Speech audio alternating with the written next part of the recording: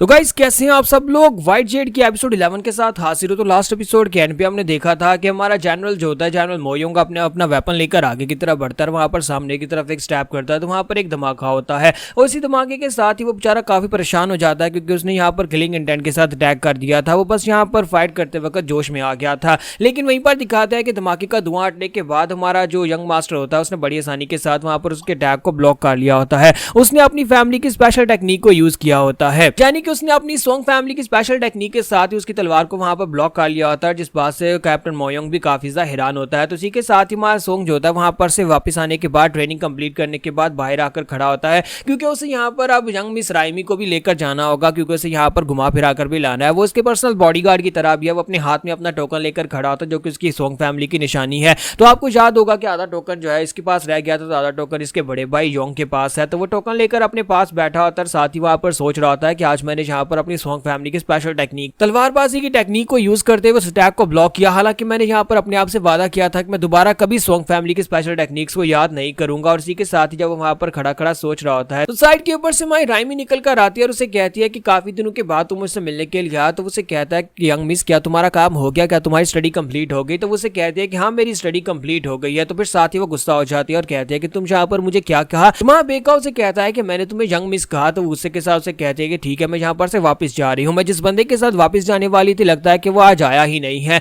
तुम्हारा बेका उसे कहता है कि यंग मिस तुम्हें क्या हो गया, अचानक से तुम इस तरह से बात क्यों कर रही हो। तो फिर से पीछे की तरफ घूमती है और उसे कहती है कि तुम यहाँ पर किसको ढूंढ रहे हो, मास्टर सोंग। मैं तो यहाँ पर मास्टर सोंग के साथ बिल्कुल भी नहीं जाने वाली, मैं तो यहाँ पर सोंगा के साथ जाने के लिए आई थी और सोंगा तो यहाँ पर है ही नहीं। फिर साथ ही उसे कहती है कि मुझे लगता है कि तुम अब यहाँ पर कोई बड़े इंसान बन गए, जिसकी वजह से अब तुम यहाँ पर मुझे यंग मिस कहना शुरू कर दिया है। लगता है कि मुझे यहाँ पर सोंगा का वेट करना पड़ेगा, सोंगा कब यहाँ पर आएगा और मुझे अपने साथ लेकर जाएगा। तो इसी के साथ ही हमारा सोंगा यानी कि हमारा बेका जो होता है उसे कहता है कि अच्छा ठीक है मैं तुम्हें राइमी कहकर पुकारता हूँ, ठीक है ठीक है। तो जब उसी वर्ष राइमी कहता है, इसी के साथ ही राइमी खुश हो जाती है और कहते हैं कि मैंने सुना नहीं, फिर से एक बार जरा ऊंची आवाज में कहना। तो हमारा बेका उसे कहता है कि अच्छा ठीक है बस भी करो, मजाक करना बंद करो राइमी, चलो यहाँ से चलती हैं, तुम्हें जल्दी से वापस घर पहुंचाना है। मैं जहाँ पर तुम यहाँ पर मेरा मजाक उड़ाती रहती हो हर वक्त। वो साथ ही उसे कहता है कि अब तुम्हें पता है ना कि तुम्हारी नैनी ने मुझे कितनी बुरी तरह से पीटा था अगली बार जब मैंने उसके सामने तुम्हें राइमी कह दिया था। और इसी के साथ ही वो आगे बढ़ती है, उसके बाजू में अपना हाथ डालती है और उसे कहती है कि मुझे नैनी से फर्क नहीं पड़ता, वो जो भी इस बारे में सोचती है कि मैं तुम्हें क्या कहती हूँ, लेकिन तुम तो मेरे बारे में जानते हो कि मैं तुम्हें सोंगा कहती हूँ और तुम मुझे राइमी कहकर ही पुकारोगे। और इसी के साथ उसे कहती है कि तुम तो पहले भी जहाँ पर मुझे पिगी बैग भी देते रहे हो, यानी कि तुम मुझे अपने कंधे पर बिठाकर ले जाते रहे हो। तो हमारा सोंगा उसे कहता है कि पहले तुम बच्ची थी, उस वक्त मैं भी बच्चा था और उस वक्त ये चल जाता था, लेकिन अब हम लोग बड़े हो चुके हैं, अब मैं तुम्हें यहाँ पर ये सब कुछ नहीं करने दूंगा। और वैसे भी अगर किसी ने हमें देखा इस तरह से तो वो गलत सोचेंगे। तो उसे कहते हैं कोई बात नहीं, मुझे इस बात से फर्क नहीं पड़ता, तुम तो मेरे बारे में जानते हो कि मैं तुम्हारे बारे में क्या सोचती हूँ, दुनिया चाहे जो भी सोचती रहो, लेकिन मैं जहाँ पर तुम्हारे बारे में जो कुछ सोचती हूँ वही सोचती रहूंगी। ऐसी हमारा सोंगा जो होता है उसकी तरफ देख रहा था और उसे भी यहाँ पर थोड़ा सा फील होता है कि वो उससे प्यार करने लगी है। तो उसी के साथ से नैनी का थप्पड़ याद आता है कि उसकी नैनी ने उसके मुंह पर एक जबरदस्त थप्पड़ मारा था जब वो यहाँ पर लाया गया था। उसी वक्त नैनी ने उसे कह दिया था कि तुम्हें यहाँ पर इसे अपनी औकात समझनी चाहिए, तुम्हें सिर्फ और सिर्फ यहाँ पर यंग मिस के लिए एक खिलौना बनाकर लाया गया है, यंग मिस का दिल लगा रहे इसी वजह से उसके फादर तुम्हें इस घर में ले आए हैं। अगर तुमने कभी यहाँ पर अपनी लाइन क्रॉस करने की कोशिश की तो फिर तुम्हारे लिए बहुत ही बुरा होने वाला है। वो एक मार्शल की बेटी है और तुम्हारे जैसे एक काम कीड़े मकोड़े से तो बिल्कुल भी उसकी शादी नहीं होने वाली, इसलिए कभी भी यहाँ पर उसके बारे में गलत मत सोचना और ना ही यहाँ पर उसके बारे में कोई सपने देखना। तुम्हें अच्छी तरह से पता होना चाहिए कि तुम सिर्फ और सिर्फ उसके लिए खिलौना हो। तो हमारा सोंगा जो होता है नैनी की बातें याद करता है। तो हमारी राइमी से कहते हैं क्या हो गया सोंगा, तुम क्या सोच रहे हो। तो वो कहता है नहीं मैं कुछ सोच रहा था। फिर साथ ही वहीं पर बैठ जाता है और कहता है कि चलो आ जाओ मैं तुम्हें पिगी बैग देता हूँ। यानी कि हमारा सोंगा जो होता है फिर से उसका खिलौना बन जाता है। वो यहाँ पर असल में उसके दिल में यहाँ पर उसके लिए कुछ फीलिंग्स आ रही थी। तो वो उसे कहती है तुम क्या कर रहे हो, अब हम लोग बड़े हो चुके हैं, मैं यहाँ पर तुम्हारा पिगी बैग बिल्कुल भी नहीं लेने वाली। तो हमारा सोंगा उसे कहता है लेकिन तुम्हें तो कहा था कि तुम्हें यहाँ पर पहले वाली राइमी बनना है। तो वो कहती है नहीं ऐसी बात नहीं है। और इसी के साथ ही उसे कहते हैं कि चलो छोड़ो अब यहाँ से चलते हैं। और इसी के साथ ही वो आगे बढ़ जाती है, जबकि हमारा सोंगा भी इसके पीछे पीछे चल पड़ता है और कहता है कि राइमी अच्छा ठीक है अब नाराज तो मत हो, मैं तुम्हारे साथ ही चलता हूँ। और दोनों वहां पर से आगे की तरफ चल पड़ते हैं। और इसी के साथ ही वहां पर दिखाते हैं कि नैनी जो होती है वो दीवार के पीछे छुपकर ये सब कुछ देख रही होती है। तो नैनी कहती है कि चलो शुक्र है कि सोंगा अपनी औकात को पहचानता है, सोंगा को पता है कि इस लड़की के साथ किस तरह से बिहेव करना है, क्योंकि अगर वो यहाँ पर उसके प्यार में पड़ जाता तो फिर हमारे लिए भी काफी ज्यादा मुश्किल हो जाती। लेकिन अब यहाँ पर मुश्किल बात यह है कि लेडी राइमी जो है यहाँ पर उससे प्यार करने लगी है। मुझे उसकी फीलिंग साफ दिखाई देती है कि वो इस लड़के से प्यार कर बैठी है। तो यहीं पर से नेक्स्ट सीन जो होता है बाहर का दिखाते हैं कि हमारी राइमी जो होती है वो जाकर एक पुल के ऊपर खड़ी हो जाती है, वहां पर पानी को देख रही होती है और साथ ही बहुत ज्यादा खुश होती है और कहती है कि सोंगा वहां पर देखो डूबता हुआ सूरज कितना ज्यादा प्यारा लग रहा है। तो हमारा जो वेखा होता है वो भी काफी ज्यादा हैरान होता है और कहता है थोड़ी देर पहले जो नाराज थी और काफी ज्यादा उदास भी थी, लेकिन अब देखो यहाँ पर देखो कितनी ज्यादा खुश भी हो गई है। मुझे लगता है कि राइमी को खुश करना बहुत ज्यादा आसान है, जब तो छोटी छोटी चीजों से बहुत ज्यादा खुश हो जाती है, लेकिन मुझे यहाँ पर थोड़ा संभल कर रहना होगा। और साथ ही वो सोच रहा था कि डॉग मैंग रिया मेरी जिंदगी में बहुत ही इंपॉर्टेंट लोग हैं जिनको मैं प्रोटेक्ट करना चाहता हूँ। मैं बस यहाँ पर इसे खुश देखना चाहता हूँ। मैं बस चाहता हूँ कि इसे कभी यहाँ पर कोई तकलीफ ना पहुंचे, कोई भी यहाँ पर इसे नुकसान नहीं पहुंचा पाएगा। जैसे मैं अपने ग्रैंडफादर को नहीं बचा पाया था मरने से, लेकिन मैं यहाँ पर इसको हमेशा प्रोटेक्ट करूंगा, चाहे कुछ भी हो जाए, राइमी को कोई नुकसान नहीं पहुंचने दूंगा। और जैसे ही हमारा सोंगा जो था अभी यहाँ पर उसके बारे में यही सब कुछ सोच रहा था कि उसे प्रोटेक्शन देगा, वहीं पर नीचे दिखाता है कि एक कमीना लड़का जो होता है, जो एक मिनिस्टर का बेटा होता है, अपने गार्ड्स के साथ एक कश्ती में जा रहा होता है और वो ऊपर की तरफ देखता और कहता है क्या जहाँ पर हमारे शहर में इतनी खूबसूरत लड़कियां बची हैं, जितनी भी खूबसूरत लड़कियां थी उन सभी के साथ मैं मजे कर चुका हूँ, अब ये लड़की कौन है? तो गार्ड उसे कहता है सर अगर आप चाहें तो आज रात के लिए मैं इस लड़की को पकड़ कर ले आऊं। तो वो उसे कहता है नहीं, ये लड़की बहुत ज्यादा खूबसूरत है, ये एक रात के लिए तो बिल्कुल भी नहीं होनी चाहिए, बल्कि इस लड़की को मैं अपनी रखेल बनाऊंगा। और साथ ही वो कहता है कि मुझे इस लड़की के बारे में बताओ, यानी कि इस लड़की की डिटेल्स निकाल कर लाओ, ये कौन सी फैमिली से है और इस लड़की का ताल्लुक किस फैमिली से है, इस लड़की को वाकई में मैं अपनी कंकुबाइन बनाऊंगा। यहीं पर से नेक्स्ट सीन जो होता है इंपीरियल पैलेस का दिखाया जाता है कि हमारे मार्शल जो होते हैं वो इंपीरियल पैलेस के सामने जाकर घुटने टेक कर बैठे होते हैं और जनरल मोयोंग उसे कहता है कि सर प्लीज यहाँ पर से उठ जाएं, एम्परर जो है वो आपकी बात नहीं सुनने वाले, आप पिछले कई दिनों से यहाँ पर घुटने टेक कर बैठे हुए हैं, लेकिन एम्परर आपकी बात सुन नहीं रहे। मुझे नहीं लगता कि वो आपकी बात सुनेंगे और यहाँ पर आपको बुलाएंगे। मुझे लगता है कि एम्परर की हालत वाकई में बीमार है, जैसा कि मैं बताया गया था वो बीमार है और खुद से यहाँ पर कोई फैसला नहीं ले पा रहे। असल में मार्शल को यहाँ पर एक ऑर्डर मिला था कि तुम्हें यहाँ पर घुटने टेक कर एम्परर के सामने बैठे रहना, यानी पैलेस के सामने बैठे रहना। और जनरल जो होता है वो उसे समझाने की कोशिश कर रहा था कि सर मुझे लगता है कि एम्परर ने ये फैसला नहीं लिया, लेकिन हमारे मार्शल उसे कहते हैं कि अगर ये एम्परर ने फैसला नहीं लिया लेकिन इसके बावजूद एम्परर के फैसले को अगर ना की जाए तो इसका मतलब यह है कि हमारे पर गद्दारी का इल्जाम लगेगा। मैंने अपनी सारी जिंदगी यहाँ पर इंपीरियल फैमिली के लिए काम किया और मैं यहाँ पर इंपीरियल फैमिली के इस एम्परर इंपीरियल डिक्री को मना नहीं कर सकता, इसलिए अगर तुम यहाँ पर नहीं देख सकते तो यहाँ से चले जाओ। जबकि जनरल उसे कहता है कि सर आपको भी बात अच्छी तरह से पता है कि एम्परर बीमार हैं और इस वक्त थ्रोन रूम के अंदर वो हैं भी नहीं, मुझे नहीं लगता कि वो थ्रोन रूम के अंदर होंगे। इस वक्त वो जांग मासू जो है वो कमीना जहाँ पर थ्रोन रूम के अंदर बैठा ये सारे मैच फैसले कर रहा है। तो जैंग मैसू जो है वो ये समझने के प्राइम मिनिस्टर है, तो प्राइम मिनिस्टर की तरह वो इस वक्त यहाँ पर एम्परर की गद्दी के ऊपर बैठकर सारे के सारे फैसले ले रहा है, जिसकी वजह से जनरल जो होता है वो मास्टर से कह रहा होता है कि मार्शल जल्दी से आप खड़े हो जाएं, आपको यहाँ पर बिठाए रखने का फैसला जैंग मासू का एम्परर का नहीं हो सकता। जबकि एम्परर मार्शल उसे कहते हैं कि तुम यहाँ पर जो बातें कर रहे हो, अगर ये बातें किसी ने सुन ली तो फिर तुम्हारे पर भी गद्दारी का इल्जाम लग सकता है। मैं जहाँ पर बैठा हुआ हूँ, मुझे लगता है कि एम्परर को जब इस बारे में पता चलेगा कि मुझे ये ऑर्डर देकर यहाँ पर बिठाए रखा गया तो एम्परर इस बात के ऊपर कोई ना कोई एक्शन जरूर लेंगे। लेकिन मैं इंपीरियल डिक्री की बहुत ज्यादा रिस्पेक्ट करता हूँ, इसी वजह से मैं यहाँ पर तब तक बैठा रहूंगा जब तक अंदर से मुझे दोबारा कोई फैसला नहीं मिलता, जब तक कोई दोबारा पेपर नहीं आता कि मैं यहाँ से जा सकता हूँ या नहीं जा सकता। मार्शल तो पूरी तरह से अपनी बात के ऊपर अटल होते हैं और वहीं पर घुटने टेक कर बैठे रहते हैं और वेट कर रहे होता है कि इंपीरियल पैलेस के अंदर से उनके लिए कोई लेटर आएगा और उनसे कहा जाएगा ठीक है तुम्हारी सजा खत्म हो गई और तुम उठकर जा सकते हो। हम लोग नेक्स्ट एपिसोड में देखेंगे क्या वाकई में एम्परर बीमार है और जिस तरह से इन्हें लगता है कि जांग मासू थ्रोन के ऊपर बैठकर ये सारे फैसले ले रहा है, तो क्या वाकई में ऐसी बात है कि जांग मासू ने इस वक्त इंपीरियल फैमिली के ऊपर कब्जा कर लिया हुआ है। तो गाइस कैसे हैं आप सब लोग, व्हाइट जेड के एपिसोड 12 के साथ हाजिर हूं। तो लास्ट एपिसोड के एंड पे हमने देखा था कि जनरल जो होता है वो बाहर बैठा होता है घुटने टेक कर, जबकि अंदर का सीन दिखाते हैं कि थ्रोन के ऊपर एम्परर वाकई में नहीं होता बल्कि उसका जो प्राइम मिनिस्टर जैंग मासू होता है वो बैठा होता है। तो जैंग मासू कहता है क्या ग्रैंड मार्शल अभी भी वहां पर बाहर बैठा हमारी कमांड का वेट कर रहा है? तो मिनिस्टर ऑफ रेवेन्यू से कहता है जी सर अभी भी वहीं पर बैठा हुआ है, मुझे लगता है कि वो इतनी आसानी से नहीं जाने वाला, लगता है कि जब तक वो एम्परर को देख लेता तब तक वो नहीं जाएगा। तो इसी के साथ ही जैंग मासू से कहता है कमीना कहीं का कुछ ज्यादा इग्नोरेंट है, मुझे लगता है कि इस जैसे बेवकूफ को जल्दी से यहाँ पर से हटाना पड़ेगा, वो कुछ ज्यादा ही एम्परर का वफादार है। साथ ही वो कहता है कि चलो फिलहाल के लिए उसे यहाँ पर से बेचते हैं, वो कई दिनों से यहाँ पर दरवाजे के ऊपर ही घुटने टेक कर बैठा हुआ है। तो जैंग मासू जो है अपने लोगों से कहता है कि एक लेटर लिखो, उसके ऊपर स्टैंप लगाओ एम्परर की और उसे दे आओ। तो उसी के साथ ही एक नौकर जो होता है वहां पर से मोहर लगाकर उसको देने के लिए चला जाता है। तो मिनिस्टर ऑफ रेवेन्यू जो होता है ये देखने के बाद कहता है कि सर आप क्या वाकई में यहाँ पर ग्रैंड मार्शल को और ज्यादा गुस्सा दिलाना चाहते हैं? अगर उसे वाकई में पता चल गया कि एम्परर इस वक्त बीमार है और उसकी जगह के ऊपर आप थ्रोन के ऊपर बैठे फैसले कर रहे हैं तो फिर वो गुस्सा हो जाएंगे।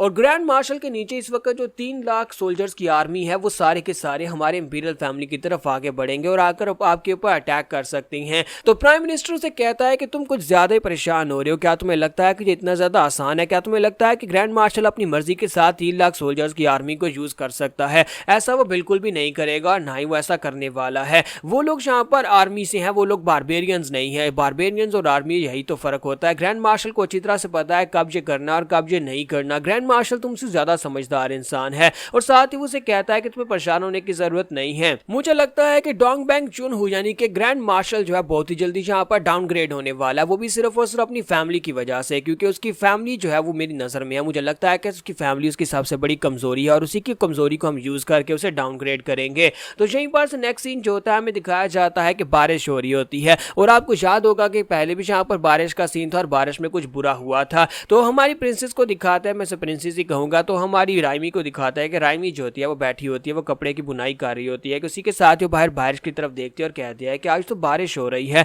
और बारिश भी काफी ज्यादा तेज हो रही होती है। और इसी के साथ ही बाहर का सीन दिखाता है, गार्ड्स जो होते हैं वो पहरा दे रहे होते हैं। उसी वक्त वहां पर वो मिनिस्टर ऑफ रेवेन्यू का बेटा पहुंच आता है। तो मिनिस्टर का बेटा वहां पर आता है अपने गार्ड्स के साथ और कहता है कि देखो आज क्या यहाँ पर बारिश होनी थी, आज तो मैं यहाँ पर अपने लिए एक नई दुल्हन लेने के लिए आया था और जाकर आज रात खूब सारे मजे करने वाला था, लेकिन खैर यहाँ पर बारिश में भी काफी ज्यादा मजा आएगा। उसका गार्ड उसे कहता है कि यंग मास्टर क्या मैं आपके लिए नए जूतों का बंदोबस्त करूं? तो वो कहता है नहीं नहीं ठीक है, मुझे नए जूते नहीं चाहिए, आज मैं बहुत ज्यादा खुश हूं, तो आज मैं यहाँ पर इस बारिश में इसी तरह आगे बढ़ूंगा। चलो ठीक है अब यहाँ पर आगे बढ़ो। जब वो दरवाजे पर पहुंचते हैं तो गार्ड्स उनसे कहते हैं कि तुम लोग आगे नहीं बढ़ सकते, अपनी आइडेंटिटी क्लियर करो, इतनी रात के वक्त तुम लोग यहाँ पर बिल्कुल भी नहीं आ सकते। और इसी के साथ ही वो लोग उसे कहते हैं क्या तुम्हें लगता है कि तुम यहाँ पर हमें इस जगह के ऊपर रोक सकते हो? तो गार्ड्स बेचारे परेशान हो जाते हैं। तो इसी के साथ एक गार्ड जो होता है अपनी जेब में हाथ डालता है और इसी के साथ एक टोकन निकाल कर उनके सामने करता है। वो टोकन देखने के बाद दोनों गार्ड्स जो होते हैं अपना सर झुका देते हैं और कहता है कि सर प्लीज हमें माफ करिएगा। तो वो उसे कहता है कि अब तुम्हें समझ आई कि मैं कौन हूं, मैं मिनिस्टर ऑफ रेवेन्यू का बेटा हूं, यानी कि मैं एक इंपीरियल फैमिली के मिनिस्टर का बेटा और तुम लोग मुझे इस जगह के ऊपर बिल्कुल भी नहीं रोक सकते। तो वो कहता है जी सर आप अंदर जा सकते हैं। और गार्ड्स भी उसे कहते हैं कि हाँ चुपचाप यहाँ पर अपनी ड्यूटी दो, आज हम लोग काफी अच्छे मूड में, इसी वजह से हम तुम्हें जिंदा छोड़ रहे हैं, वरना जिस तरह तुमने यहाँ पर अपना भाला हमारे यंग मास्टर की तरफ किया है तुम लोगों को अभी तक मार दिया होता। तो यंग मास्टर जो होता है अपने गार्ड्स के साथ वहां पर फैमिली के अंदर इंटर हो आता है। जैसे ही वो अंदर इंटर होता है दूसरी तरफ का सीन दिखाते हैं जहां पर हमारा बेका जो होता है वो प्रैक्टिस कर रहा होता है, वो बारिश में बाहर ही प्रैक्टिस किए जा रहा होता है, वो अपनी स्पेशल टेक्निक को परफॉर्म कर रहा था। जब वहां पर प्रैक्टिस कर रहा था साथ ही साथ वहां पर राइमी को भी याद कर रहा था, पता नहीं राइमी को क्यों याद कर रहा है, लेकिन राइमी का मुस्कुराता हुआ चेहरा बार बार उसके सामने आ रहा होता है। वो अपने वेपन को घुमाए जा रहा होता है और उसे इस बात का ध्यान नहीं होता कि राइमी उसके पीछे आकर खड़ी है। जैसे ही वो अपने बालिक को वहां पर घुमाता है तो काफी सारा पानी स्प्लैश होता है और साथ ही मां सोंगा जो होता है अपना फाइनल स्टेप परफॉर्म करता है और इसी के साथ उसे नैनी की बात याद आती है कि नैनी ने उसे कहा था कि बेका हमेशा अपनी औकात को पहचान कर रहना, कि तुम यहाँ पर कभी भी राइमी के हस्बैंड नहीं बन सकते, यानी कि तुम उसके लवर नहीं बन सकते। ये सोचकर ही हमारा बेका जो होता है वहीं पर लंबे लंबे सांस लेता है, रुक जाता है, अपनी प्रैक्टिस को खत्म कर देता है। लेकिन साथ उसे पीछे से आवाज आती है, राइमी वहां पर आकर खड़ी होती है और उसके ऊपर पानी के छींटे पड़ चुके होते हैं। तो हमारा बेका उसे कहता है कि तुम कब यहाँ पर आई और तुम्हें क्या हुआ, और साथ ही वो उसके बाल खुश कर रहा था और उसे कहता है कि तुम्हें यहाँ पर इस जगह के ऊपर आने की क्या जरूरत थी? तो वो उसे कहती है कि मैं तुम्हें देखने के लिए आई थी, मुझे लगा ही था कि तुम बेवकूफ यहाँ पर बारिश में प्रैक्टिस कर रहे होगे, इसी वजह से मैं तुम्हें देखने के लिए आई हूँ। तो हमारा बेका उसे कहता है कि अब तुम्हारी वजह से मुझे भी यहाँ पर नैनी से डांट पड़ेगी कि मैंने तुम्हें बारिश में भिगा दिया। तो उसे कहता है कि तुम इस तरह से ट्रेनिंग कर रहे थे कि तुमने यहाँ पर मेरे पर पानी उंडेल दिया, तुमने मेरी तरफ देखा भी नहीं, हालांकि मैं अपने साथ अम्ब्रेला लेकर आई हूँ, लेकिन फिर भी यहाँ पर मेरे कपड़े गीले हो गए हैं। और इसी के साथ ही हमारा बेका जो होता है अपने बचपन के एक दिन को याद करता है जब वो कैप्टन मोयोंग के साथ था और नदी में हमारी यंग मिस जो थी वो गिर गई थी और उस वक्त भी उसके कपड़े बेचारी के गीले हो गए थे, वहां पर वो रो रही होती है। हमारा बेका जो होता है जब यहाँ पर इन पुरानी मेमोरीज को याद करता है तो वहां पर मुस्कुराना शुरू कर देता है, फिर साथ ही जोर जोर से हंसना शुरू कर देता है। तो हमारी यंग मिस से कहते हैं कि अब तुम्हें क्या हो गया, तुम यहाँ पर इतने हंस क्यों रहे हो, इसमें इतना फनी क्या है?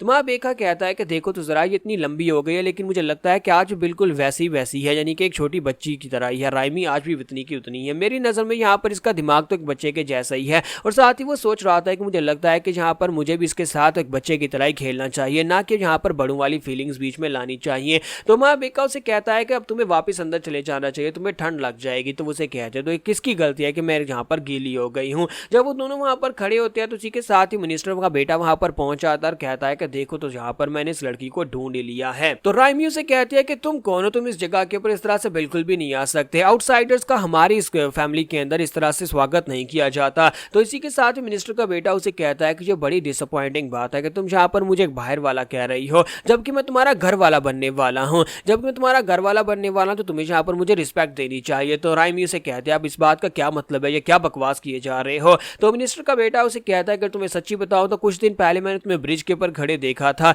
रात के वक्त, हालांकि रात का वक्त था लेकिन इसके बावजूद तुम्हारी आंखें इस तरह चमक रही थी कि मुझे तुम्हें देखते ही प्यार हो गया। इसी वजह से मैं तो पहले वहां पर अपने गार्ड्स को भेजने वाला था कि वहीं पर तुम्हें लिटा लूं और तुम्हारे साथ कुछ कर दूं, लेकिन फिर मैंने सोचा कि तुम्हारे साथ एक दो बार करने में मजा नहीं आएगा, बल्कि तुम्हें तो हमेशा के लिए अपनी कंकुबाइन बना लेना चाहिए। तो इसी के साथ ही उसे कहता है कि तुम्हारे बाप को मुझे जहेज देने की भी जरूरत नहीं है, और साथ ही उसे कहता है कि मेरा बाप मिनिस्टर ऑफ रेवेन्यू है, हमारे पास बहुत सारा पैसा है, इसलिए तुम्हें यहाँ पर पैसा लेकर आने की जरूरत नहीं है, बस यहाँ पर बताओ कि मुझसे शादी करने के लिए तैयार हो या नहीं। तो अभी बात ही कर रहा होता है, किसी के साथ हमारा बेका बीच में आके बढ़ता है और कहता है कि यहाँ पर से दफा हो जाओ। तो ये बात सुनने के बाद वो काफी हैरान होता है और कहता है कि अब तुम कौन हो। तो बेका अपना डंडा लेकर उसके सामने खड़ा हो जाता है और कहता है कि मैंने कहा कि यहाँ पर से दफा हो जाओ। ये बात सुनने के बाद वो वहीं पर खामोश हो जाता है, फिर साथ ही गुस्से के साथ उसे कहता है कि तुम कमीने कहीं कि यहाँ पर बीच में क्यों आ रहे हो, यार तुम हो कौन? उस दिन भी तुम ब्रिज के ऊपर इसके साथ खड़े थे और आज भी यहाँ पर बारिश में तुम इसके साथ खड़े हो। जबकि हमारा बेका सोच रहा होता है कि मैं से यहाँ पर अपने बारे में क्या बताऊं कि मैं कौन, और साथ ही उसे यहाँ पर नैनी की बात याद आती है कि नैनी ने उसे थप्पड़ मारकर कहा था कि तुम इसके लिए सिर्फ और सिर्फ एक खिलौना है, या फिर यहाँ पर ये समझ लो कि तुम इसके लिए एक बॉडीगार्ड की तरह, और तुम्हें यहाँ पर इसके साथ और कोई भी रिलेशन रखने की इजाजत बिल्कुल भी नहीं है। हमारा बेका जैसे ही वहां पर उसे अपने बारे में बताने लगता है, इसी के साथ ही हमारी राइमी पीछे से बोल पड़ती है और कहते हैं कि ये मेरा लवर है। ये बात सुनते ही मिनिस्टर ऑफ रेवेन्यू का बेटा जो होता है वो हैरान हो जाता है, और हमारा बेका भी हैरान हो जाता है और उसे कहता है कि राइमी राइमी ये तुम क्या कह रही हो। तो राइमी उसे कहती है कि जब से मैंने तुम्हें पहली बार देखा था तब से मुझे तुमसे प्यार हो गया था, मैं हमेशा से तुमसे ये बात कहना चाहती थी कि मैं तुमसे प्यार करती हूँ। तो इसी के साथ ही वहां पर मिनिस्टर का बेटा जो होता है वो जोर जोर से हंसना शुरू कर देता है और कहता है क्या यहाँ पर कोई मजाक चल रहा है, क्या तुम्हें वाकई में लगता है कि मैं तुम्हारी इस बात को मान लूंगा कि एक नौकर तुम्हारा लवर हो सकता है। तो जहां पर हमारी एपिसोड 12 का एंड करेंगे और नेक्स्ट एपिसोड में देखेंगे कब आगे क्या होने वाला है। बेका के लिए मुश्किल काफी ज्यादा बढ़ने वाली है, क्योंकि नेक्स्ट एपिसोड में हमारा बेका जो है मिनिस्टर ऑफ रेवेन्यू के इस बेटे को मार डालेगा, जिसके बाद उसके लिए वाकई में मुश्किल काफी ज्यादा बढ़ जाएगी। तो व्हाइट शेड की लास्ट एपिसोड के एंड पे हमने देखा था कि जब मिनिस्टर के बेटे को पता चलता है कि ये लड़की जो है ये कह रही है कि ये इस लड़के से प्यार करती है, तो वो हंसना शुरू कर देता है और कहता है कि देखो तो जरा यहाँ पर क्या चल रहा है, एक नोबल लड़की यहाँ पर अपने बॉडीगार्ड या फिर अपने घर में काम करने वाले एक लड़के से प्यार कर बैठी है, क्या तुम्हें लगता है कि मैं इस बात को इतनी आसानी से जाने दूंगा? और साथ ही वो अपने गार्ड से कहता है कि जल्दी से आगे बढ़ो, इस लड़की को मार डालो, उसकी हिम्मत कैसे भी यहाँ पर मुझसे बदतमीजी करने की, ये काम घटिया सा नौकर है। और इसी के साथ उसका बॉडीगार्ड जो होता है बड़ी तेजी के साथ आगे बढ़ता है और कहता है जी सर मैं अभी इसको मार डालता हूं। वो अपनी तलवार लेकर आगे बढ़ता है और इसी के साथ ही हमारा जोखा राइमी से चलाकर कहता है कि राइमी प्लीज जल्दी से यहाँ पर से भाग जाओ, मेन हाउस के अंदर चली जाओ, मैं यहाँ पर इनको रोकता हूँ। तो राइमी से कहते हैं लेकिन तुम्हारा क्या होगा, मैं तुम्हें यहाँ पर अकेले छोड़कर कैसे जा सकती हूँ। तुम्हारा बेका जो होता है इसी के साथ ही आगे की तरफ बढ़ता और कहता है कि क्या तुमने सुना नहीं मैंने क्या कहा, जल्दी से अंदर चली जाओ। और वो अपनी स्टिक लेकर आगे बढ़ता जाकर उस गार्ड के ऊपर अटैक करता है। तो वहां पर एक जबरदस्त धमाका होता है, लेकिन इसी के साथ दिखाता है कि बेका ग्राउंड के ऊपर गिरा पड़ा होता है। तो बेका के ग्राउंड के ऊपर गिरने के बाद वो गार्ड जो होता है आगे बढ़ता जाकर उसकी चेस्ट के ऊपर अपना पाँव रखता है और पाँव रखने के बाद उसकी चेस्ट को वहां पर दबा रहा था, जिसकी वजह से हमारे बेका के मुंह से ब्लीडिंग भी होना शुरू हो जाती है। तो गार्ड उसे कहता है कि तुमने जहां पर कैंग साल्कू टेक्निक को यूज किया, बेवकूफ बच्चे, क्या तुम्हें वाकई में लगता है कि रियल बैटल में भी इस टेक्निक को यूज किया जाता है? ये टेक्निक तो सिर्फ और सिर्फ इस मार्शल आर्ट्स की एकेडमी के एग्जामिनेशन को पास करने के लिए है, और तुम इस टेक्निक को रियल फाइट में यूज करने चले थे, तुम्हें तो यहाँ पर अभी दुनिया का बिल्कुल भी एक्सपीरियंस नहीं है, तुम यहाँ पर एक रॉयल गार्ड के खिलाफ इस टेक्निक को यूज करके जीत नहीं सकते। तो हमारी मिस राइमी जो होती है भागती हुई आगे बढ़ती है और कहते हैं कि प्लीज प्लीज सोगा को छोड़ दो, प्लीज इसे छोड़ दो। जबकि दूसरी तरफ से मिनिस्टर का बेटा उसे कहता है कि लगता है कि अब तुम यहाँ पर अपनी औकात पर आ गई हो, अब तुम्हें समझ आ गई है कि मैं यहाँ पर क्या कुछ कर सकता हूँ। जबकि मिस राइमी उसे कहते हैं क्या तुम्हें पता भी है कि मेरा बाप कौन है और तुम यहाँ पर क्या कर रहे हो, तुम किसी दूसरे की फैमिली के अंदर आकर ऐसा बिल्कुल भी नहीं कर सकते, तुम्हें इसकी सजा तो जरूर मिलेगी। तो मिनिस्टर का बेटा उसे कहता है कि अच्छा तो तुम्हें लगता है कि मुझे इसकी सजा मिलेगी, बल्कि सजा तो मैं यहाँ पर तुम्हें देने वाला हूँ, और मुझे बताओ कि यहाँ पर कौन मुझे सजा देगा। अगर यहाँ पर इस बारे में पता चल गया, तुम्हारे बाप को या फिर तुम्हारी फैमिली के बाहर किसी को इस बारे में पता चल जाता है कि तुम यहाँ पर एक नौकर के साथ गुलछड़े उड़ाने के बारे में सोच रही हो, एक नौकर से तुम प्यार कर बैठी हो, तो फिर बताओ कि यहाँ पर तुम्हारी फैमिली की क्या रेपुटेशन रह जाएगी, तुम्हारी बाप का क्या रेपुटेशन रह जाएगा, सभी लोग तुम्हारे बाप के नाम पर थू थू करेंगे। तो इसी के साथ ही हमारी राइमी जो होती है वो कहते हैं कि तुम यहाँ पर किसी को इस बारे में नहीं बताओगे। तो वो कहता है हाँ मैं किसी को इस बारे में नहीं बताऊंगा, लेकिन तुम्हें फिर मेरे साथ सोना पड़ेगा। मैं पहले तो तुम्हें यहाँ पर अपनी ऑफिशियल वाइफ बनाने वाला था, लेकिन अब यहाँ पर मैंने अपना इरादा बदल दिया है, अब तुम्हें टिश्यू पेपर की तरह यूज करके फेंकूंगा। लेकिन इतनी देर में उसके मुंह पर थप्पड़ पड़ जाता है। तो वो मिनिस्टर के बेटे के मुंह पर एक थप्पड़ मारती है और कहती है कि तुम्हारी हिम्मत कैसे हुई जहाँ पर मेरे बारे में इस तरह की बातें करने की, तुम हो कौन और जहाँ पर आकर इस तरह की बात कैसे कर सकते हो। जबकि मिनिस्टर का बेटा इसी के साथ उसके पेट पर एक जबरदस्त किक मारता है, जिसकी वजह से हमारी राइमी जो होती है वो नीचे गिर जाती है, जिस पर हमारा बेका जो होता है वो काफी गुस्सा हो जाता है और कहता है कि प्लीज ऐसा मत करो, राइमी को मत मारो। लेकिन गार्ड अपनी तलवार उसकी गर्दन पे रखता है और उसे कहता है कि बच्चे अगर तुम मरना नहीं चाहते तो चुपचाप यहाँ पर बैठकर सब कुछ देखो, तुम्हें यहाँ पर सब कुछ देखने का मौका मिलेगा, जो तुम नहीं कर सके वो हमारा मास्टर इस लड़की के साथ करेगा। और दूसरी तरफ से मिनिस्टर का बेटा गुस्सा हो जाता है, उसके मुंह पर थप्पड़ जो पड़ा है, तो वो आगे बढ़ता और कहता है कि मैं तुम्हें अब बिल्कुल भी नहीं छोड़ने वाला। जबकि राइमी उसे कहती है कि तुम यहाँ पर मेरे बाप के हाथ से नहीं बचोगे, जो तुम्हें चाहिए वो तुम्हें बिल्कुल भी नहीं मिलेगा, मैं तुम्हारे साथ नहीं सोने वाली। जबकि इसी के साथ ही दूसरी तरफ से वो लड़का जो होता है पागलू की तरह हंसना शुरू कर देता है और साथ ही अपने दूसरे गार्ड से कहता है कि जल्दी से मुझे मेरा नाइफ दो। तो वो कहता है यंग मास्टर क्या वाकई में सीरियस है, आप नाइफ का क्या करेंगे? तो वो उसे कहता है कि अपनी बकवास बंद करो, जल्दी से मेरा नाइफ मुझे दो, मैं इस लड़की को जान से बिल्कुल भी नहीं मारूंगा, इसलिए तुम्हें परेशान होने की जरूरत नहीं है। लेकिन इस लड़की को यहाँ पर सबक सिखाना बहुत ज्यादा जरूरी है। इस लड़की को लगता है कि इसका चेहरा बहुत ज्यादा खूबसूरत है और इस खूबसूरत चेहरे के साथ अगर ये मेरी नहीं हो सकती तो ये खूबसूरत चेहरा किसी का भी नहीं होगा, मैं इसका चेहरा बिगाड़ दूंगा। तो अपना नाइफ लेकर आगे बढ़ता और कहता है कि मैं तुम्हारे चेहरे के ऊपर ऐसे निशान डालूंगा जो सारी जिंदगी तुम्हें याद रहेंगे। जबकि दूसरी तरफ उसके गार्ड सोच रहे होते हैं कि ये यंग मास्टर तो कुछ ज्यादा ही आगे हद से बढ़ रहे हैं, हमें बस यहाँ पर इतने ऑर्डर्स मिले थे,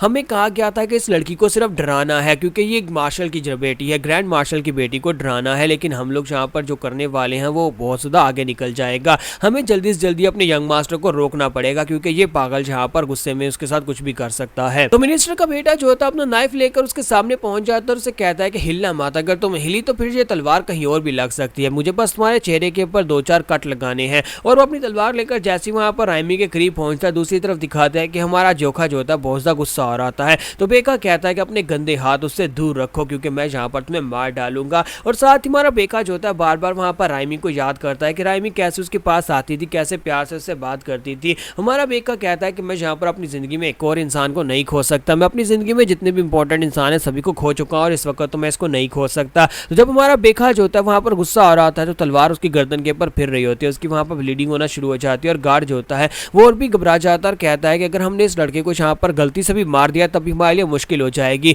क्योंकि ये रॉयल फैमिली के मेंबर तो नहीं है लेकिन ये ग्रैंड मार्शल की फैमिली के मेंबर हैं। ग्रैंड मार्शल की फैमिली का अगर एक नौकर भी हमारे हाथ से मर जाता है तो फिर हमें यहाँ पर ग्रैंड मार्शल के गुस्से को बर्दाश्त करना पड़ेगा। तो हमारा बेका जो होता है वहां पर जानबूझकर गुस्सा हो रहा था, यानी कि वो गुस्सा हो रहा था जब वो यहाँ पर राइमी के चेहरे के ऊपर कट लगने लगा और उसे प्रोटेक्शन देने की वजह से उसे यहाँ पर गुस्से की वजह से उसकी गर्दन के ऊपर कट जो होता है वो गहरा होता जा रहा होता है। और दूसरी तरफ दिखाता है कि मिनिस्टर का बेटा जो होता है वो हमारी राइमी के पास पहुंच जाता है, वहां पर जाकर उसके चेहरे के ऊपर कट लगाने लगा। और दूसरा गार्ड जो होता है वो भी यही सोच रहा होता है कि मुझे लगता है कि मुझे आगे बढ़कर जाकर यंग मास्टर को रोक लेना चाहिए इससे पहले कि यंग मास्टर उस लड़के के चेहरे के ऊपर कोई कट लगाए। लेकिन इतनी देर में दिखाता है कि दूसरा गार्ड जो होता है उसका हाथ बुरी तरह जख्मी हो जाता है और हमारा बेका जो होता है उसके हाथ से निकल जाता है। वो गार्ड चिल्लाकर कहता है कि इस लड़के को रोको, इस यंग मास्टर के करीब मत पहुंचने देना, उसने मेरी तलवार छीन ली है। जबकि गार्ड उसे कहता है कि ये क्या बकवास हो रही है, एक रॉयल गार्ड अपना वेपन कैसे खो सकता है, तुमने अपना वेपन इस लड़के के हवाले कैसे कर दिया। तो वो लड़का जो है दूसरा गार्ड जो होता है वो भी अपने हाथों को सामने की तरफ करते हुए अपनी स्पेशल शील्ड को एक्टिवेट करता है ताकि हमारे बेका को रोक सके। तुम्हारा बेका बड़ी तेजी के साथ आगे की तरफ बढ़ रहा है,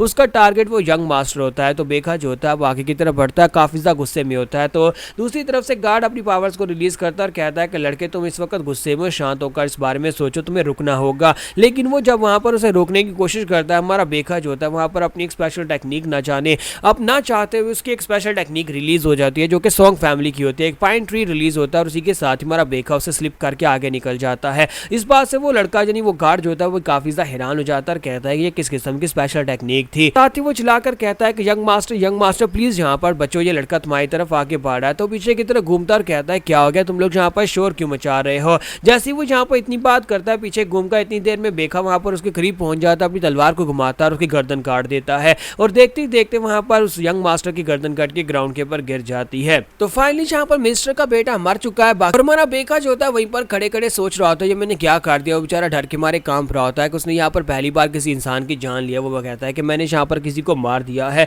तो उनमें से एक गार्ड जो होता है बड़ी तेजी के साथ अटैक करने के लिए आगे बढ़ता है और कहता है कि लड़के तुम्हारी हिम्मत कैसे हुई यहाँ पर हमारे यंग मास्टर की जान लेने की, क्या तुम्हें आइडिया भी है कि तुमने यहाँ पर क्या कर दिया है। तो जैसे ही वो उसके करीब पहुंचता है अपनी स्पेशल टेक्निक को यूज करते हुए हमारे बेका के ऊपर अटैक करने लगता है। इसी के साथ ही वहां पर जनरल मोयोंग बीच में आ जाता है। तो जनरल मोयोंग वहां पर बीच में आने के बाद उसके अटैक को ब्लॉक कर लेता है और उसे कहता है कि तुम्हारी हिम्मत कैसे हुई कि तुम यहाँ पर आकर हमारे ग्रैंड मार्शल की फैमिली को हर्ट कर सको। ग्रैंड मार्शल की फैमिली को हर्ट कोई भी नहीं कर सकता। और वहीं पर से वो अपनी स्टिक के साथ जब उसके ऊपर अटैक करता है तो वो गार्ड काफी दूर जाकर उड़ता हुआ गिरता है। वहां पर गिरने के बाद उसे कहता है कि तुम यहाँ पर बीच में क्यों आ रहे हो मोयोंग, हमारे यंग मास्टर यहाँ पर मरे हैं, क्या तुम्हें लगता है कि ये लड़का यहाँ पर इस सब से बच पाएगा? क्या तुम्हें लगता है कि मिनिस्टर तुम्हारे मार्शल को छोड़ेगा? लेकिन क्योंकि अब जनरल मोयोंग बीच में आ जाता है तो वो गार्ड जो होते हैं वहां पर से चुपचाप वापस चले जाते हैं और जहां पर हमारी एपिसोड 13 का एंड होगा और नेक्स्ट एपिसोड में देखेंगे कि अब हमारे बेखा के साथ क्या होने वाला है।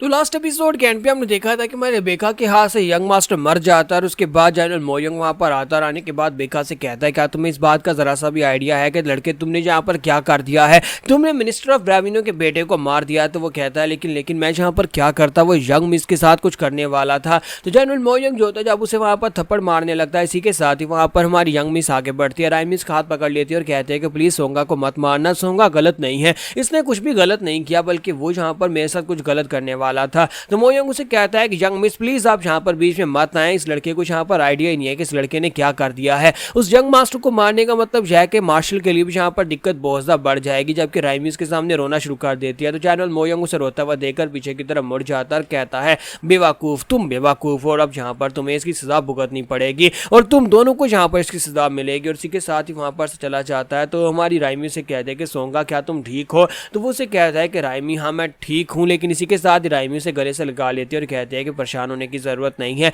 चाहे कुछ भी हो जाए मैं अपनी सोंगा को बचा लूंगी, मैं तुम्हें कुछ भी नहीं होने दूंगी, सब कुछ ठीक हो जाएगा।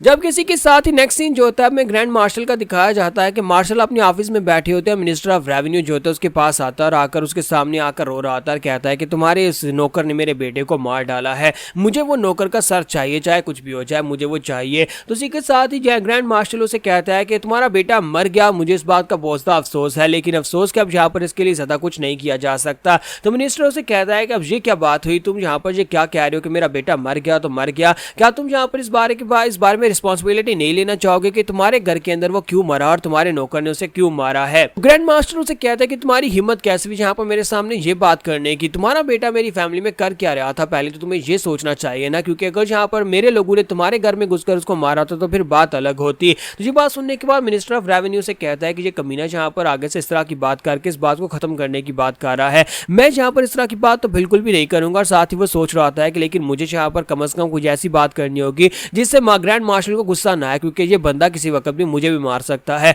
तो इसी के साथ ही वो उसे कहता है कि सर आप यहाँ पर जो कुछ भी कह रहे हैं मुझे पता है, लेकिन आपको नहीं लगता कि आपके वॉरियर ने मेरे बेटे की जान ली है? मेरे बेटे ने चाहे जितना बड़ा क्राइम क्यों ना किया हो उसे यहाँ पर कानून के मुताबिक सजा दी जानी चाहिए थी, लेकिन उसने यहाँ पर उसे जान से मार डाला। तो ग्रैंड मार्शल उससे कहता है कि तुम्हारा बेटा मर गया तो जाओ जाकर एक नया पैदा कर लो, तुम्हारे अंदर अभी इतना दम तो होगा कि तुम एक नया बेटा पैदा कर सको। तो मिनिस्टर जो होता है वो चिल्लाकर कहता है कि आप यहाँ पर इस बात को मजाक में कैसे ले सकते हैं, आप यहाँ पर मेरे साथ इस तरह की बात नहीं कर सकते। जब इसी के साथ ही वहां पर दरवाजा खुलता है, राइमी अंदर आ जाती है। तो राइमी वहां पर आने के बाद घुटने टेक कर बैठ जाती है और कहती है कि सोंगा ने कुछ भी गलत नहीं किया, सारी की सारी गलती इनके बेटे की थी, उसने यहाँ पर मुझे हैरास करने की कोशिश की और साथ ही उसने मेरे चेहरे के ऊपर स्कार्स डालने की कोशिश की, वो पहले मेरी इज्जत लूटना चाहता था। तो मिनिस्टर ये बात सुनने के बाद कहता है ये क्या बकवास हो रही है, क्या तुम्हें वाकई में लगता है कि मेरा बेटा तुम्हें आकर हैरास करेगा? मेरे बेटे के पास अभी भी यहाँ पर उसके हैरम के अंदर कितनी लड़कियां भरी पड़ी हैं, तुमसे ज्यादा खूबसूरत लड़कियां, फिर वो तुम्हारे घर में आकर तुम्हें हैरास क्यों करेगा? तुम यहाँ पर सच क्यों नहीं बोल रहे? तुम्हें यहाँ पर सच बोलना चाहिए, तुम यहाँ पर झूठ बोल रही हो। अब जल्दी से बताओ कि यहाँ पर सिचुएशन क्या है, तुम यहाँ पर जितना झूठ बोलोगी उतना ज्यादा इसमें फंसती जाओगी, मैं यहाँ पर तुम्हारे झूठ के ऊपर से पर्दाफाश करके रहूंगा। जब वो यहाँ पर राइमी से इस तरह से बात करता है तो जनरल बहुत ज्यादा गुस्सा हो जाते हैं। तो वो गुस्से के साथ से कहते हैं कि तुम यहाँ पर ये कहना चाहते हो कि मेरी बेटी यहाँ पर झूठ बोल रही है। जब वो गुस्से के साथ इतना कहता है तो मिनिस्टर भी काफी ज्यादा घबरा जाता है, कहता है कि मुझे सोच समझकर बोलना चाहिए, लगता है कि अगर मैंने यहाँ पर कुछ गलत बोल दिया तो ये बुढ़ा खुसड़ कहीं का मुझे मार डालेगा। कहते हैं कि एक टाइगर बुढ़ा होने के बाद भी टाइगर ही रहता है, यानी कि अगर ये चाहे तो यहाँ पर इस जगह के ऊपर मुझे मार सकता है, लेकिन मेरा बेटा मरा है, मैं इतनी आसानी से इस बात को कैसे जाने दे सकता हूँ? तो मिनिस्टर उसे कहता है कि सर यहाँ पर एक लाइफ की वैल्यू इतनी भी ज्यादा कम नहीं हो सकती, मेरा बेटा मरा और मेरे बेटे के मरने के बदले में आप यहाँ पर मुझे एक नौकर तो दे ही सकते हैं, वो आपकी फैमिली का एक नौकर या फिर इस लड़की का बॉडीगार्ड हो सकता है, लेकिन उसकी वैल्यू इतनी नहीं है जितनी मेरे बेटे की वैल्यू थी। तो ये बात सुनने के बाद ग्रैंड मार्शल उसे कहता है कि तुम यहाँ पर लाइफ की वैल्यू तोल रहे हो, तुम्हें लगता है कि तुम्हारे बेटे की वैल्यू इस लड़के से ज्यादा थी जिस लड़के ने उसको मार डाला? तो मिनिस्टर उसे कहता है जी बिल्कुल ऐसी बात है, मिनिस्टर के बेटे की वैल्यू आपके फैमिली के एक वॉरियर से ज्यादा है। तो ये बात सुनने के बाद ग्रैंड मार्शल उसे कहता है क्या तुम्हें जरा सा भी आइडिया है कि वो लड़का कौन है? तुम यहाँ पर उस लड़के को एक लोली वॉरियर या फिर एक सिक्योरिटी गार्ड या एक बॉडी गार्ड समझ रहे हो, लेकिन वो लड़का, उस लड़के की वैल्यू तुम्हारे बेटे से भी ज्यादा है, यानी तुम्हारे जो मिनिस्टर का बेटा है उसके ज्यादा है। अगर उस लड़के की वैल्यू ज्यादा नहीं होती तो फिर बताओ कि मैं यहाँ पर तुम्हारे सामने उस लड़के के लिए सफाइयां क्यों दे रहा था और तुम्हें ऐसा क्यों कह रहा था कि चुपचाप यहाँ पर से वापस चले जाओ, तुम्हारा बेटा मर गया तो मर गया। तो ये बात सुनने के बाद मिनिस्टर कहते तो फिर बताएं ना कि आप यहाँ पर क्या कहना चाहते हैं, उस लड़के की वैल्यू आपकी नजर में इतनी ज्यादा क्यों है। तो ग्रैंड मार्शल उसे कहता है कि मुझे इस बात का बहुत ज्यादा अफसोस है कि तुम्हारा बेटा मारा गया, लेकिन तुम्हारा बेटा वहां पर कुछ गलत कर रहा था। अब मुझे बताओ कि कौन सा भाई अपनी बहन को हैरास होते हुए अपनी आंखों के सामने देखना चाहेगा। इसकी बहन यानी राइमी के साथ वो लड़का कुछ गलत करने के बारे में सोच रहा था, तो वो तो यहाँ पर ऐसा ही करेगा। अगर तुम्हारे मिनिस्टर यानी तुम मिनिस्टर और तुम्हारे बेटे के सामने उसकी बहन के साथ कुछ गलत करेगा तो उसका भाई क्या करेगा, वो भी उसे मारेगा ही ना। तो इसी तरह इसने भी यहाँ पर उसे मार डाला है। तो ये बात सुनने के बाद मिनिस्टर से कहते हैं तो सर आपके कहने का मतलब क्या है कि आपने यहाँ पर उस लड़के को राइमी का भाई क्यों बना दिया। तो वो उसे कहते हैं कि क्या तुम्हें नहीं पता कि मेरा कोई डायरेक्ट डिसेंडेंट नहीं है, राइमी मेरी इकलौती बेटी है और मेरे पास कोई बेटा नहीं है जो कि मेरी पोजीशन को सक्सेसर की तरह यानी मेरी जगह के ऊपर ग्रैंड मार्शल बन सके। आज से कई साल पहले मैं उस लड़की को अपने साथ लेकर आया था और आज तक मैंने दुनिया से उसकी आइडेंटिटी को छुपा कर रखा, लेकिन वो मेरा अडॉप्टेड बेटा है, यानी कि वो मेरे बेटे की तरह ही है और मैं यहाँ पर उसे अपना बेटा बना चुका हूँ। तो जैसे वो इतनी बात करता है, इसी के साथ ही यहाँ पर अब क्योंकि ऑफिशियली अनाउंस हो चुका है, दुनिया को इस बारे में पता चल जाएगा कि वो उसका ऑफिशियल बेटा है, यानी कि वो उसे यहाँ पर अपना सक्सेसर बनाकर लेकर आया। तो दूसरी तरफ नैनी को दिखाता है कि वो सुबह सुबह अपने साथ नौकरानियां लेती है और सीधी यंग मास्टर के रूम में चली जाती है। तो उसे यहाँ पर एक गार्ड का ही रूम दिया गया होता है, तो वो उसके रूम के अंदर आती है तो हमारा बेखा जो होता है वहां पर बैठा होता है, सोच रहा होता है कि लगता है कि यहाँ पर मेरी सजा का वक्त आ चुका है, लगता है कि फाइनली फैसला हो चुका है कि मुझे यहाँ पर मार दिया जाएगा। और वो उठता है और खड़ा हो जाता है और कहता है वैसे भी तो ये एक एक्स्ट्रा ही लाइफ थी, मुझे तो अपनी सॉन्ग फैमिली के साथ ही मर जाना चाहिए था। और साथ ही वो कहता है कि राइमी सेफ है, मुझे इस बात की बहुत ज्यादा खुशी है।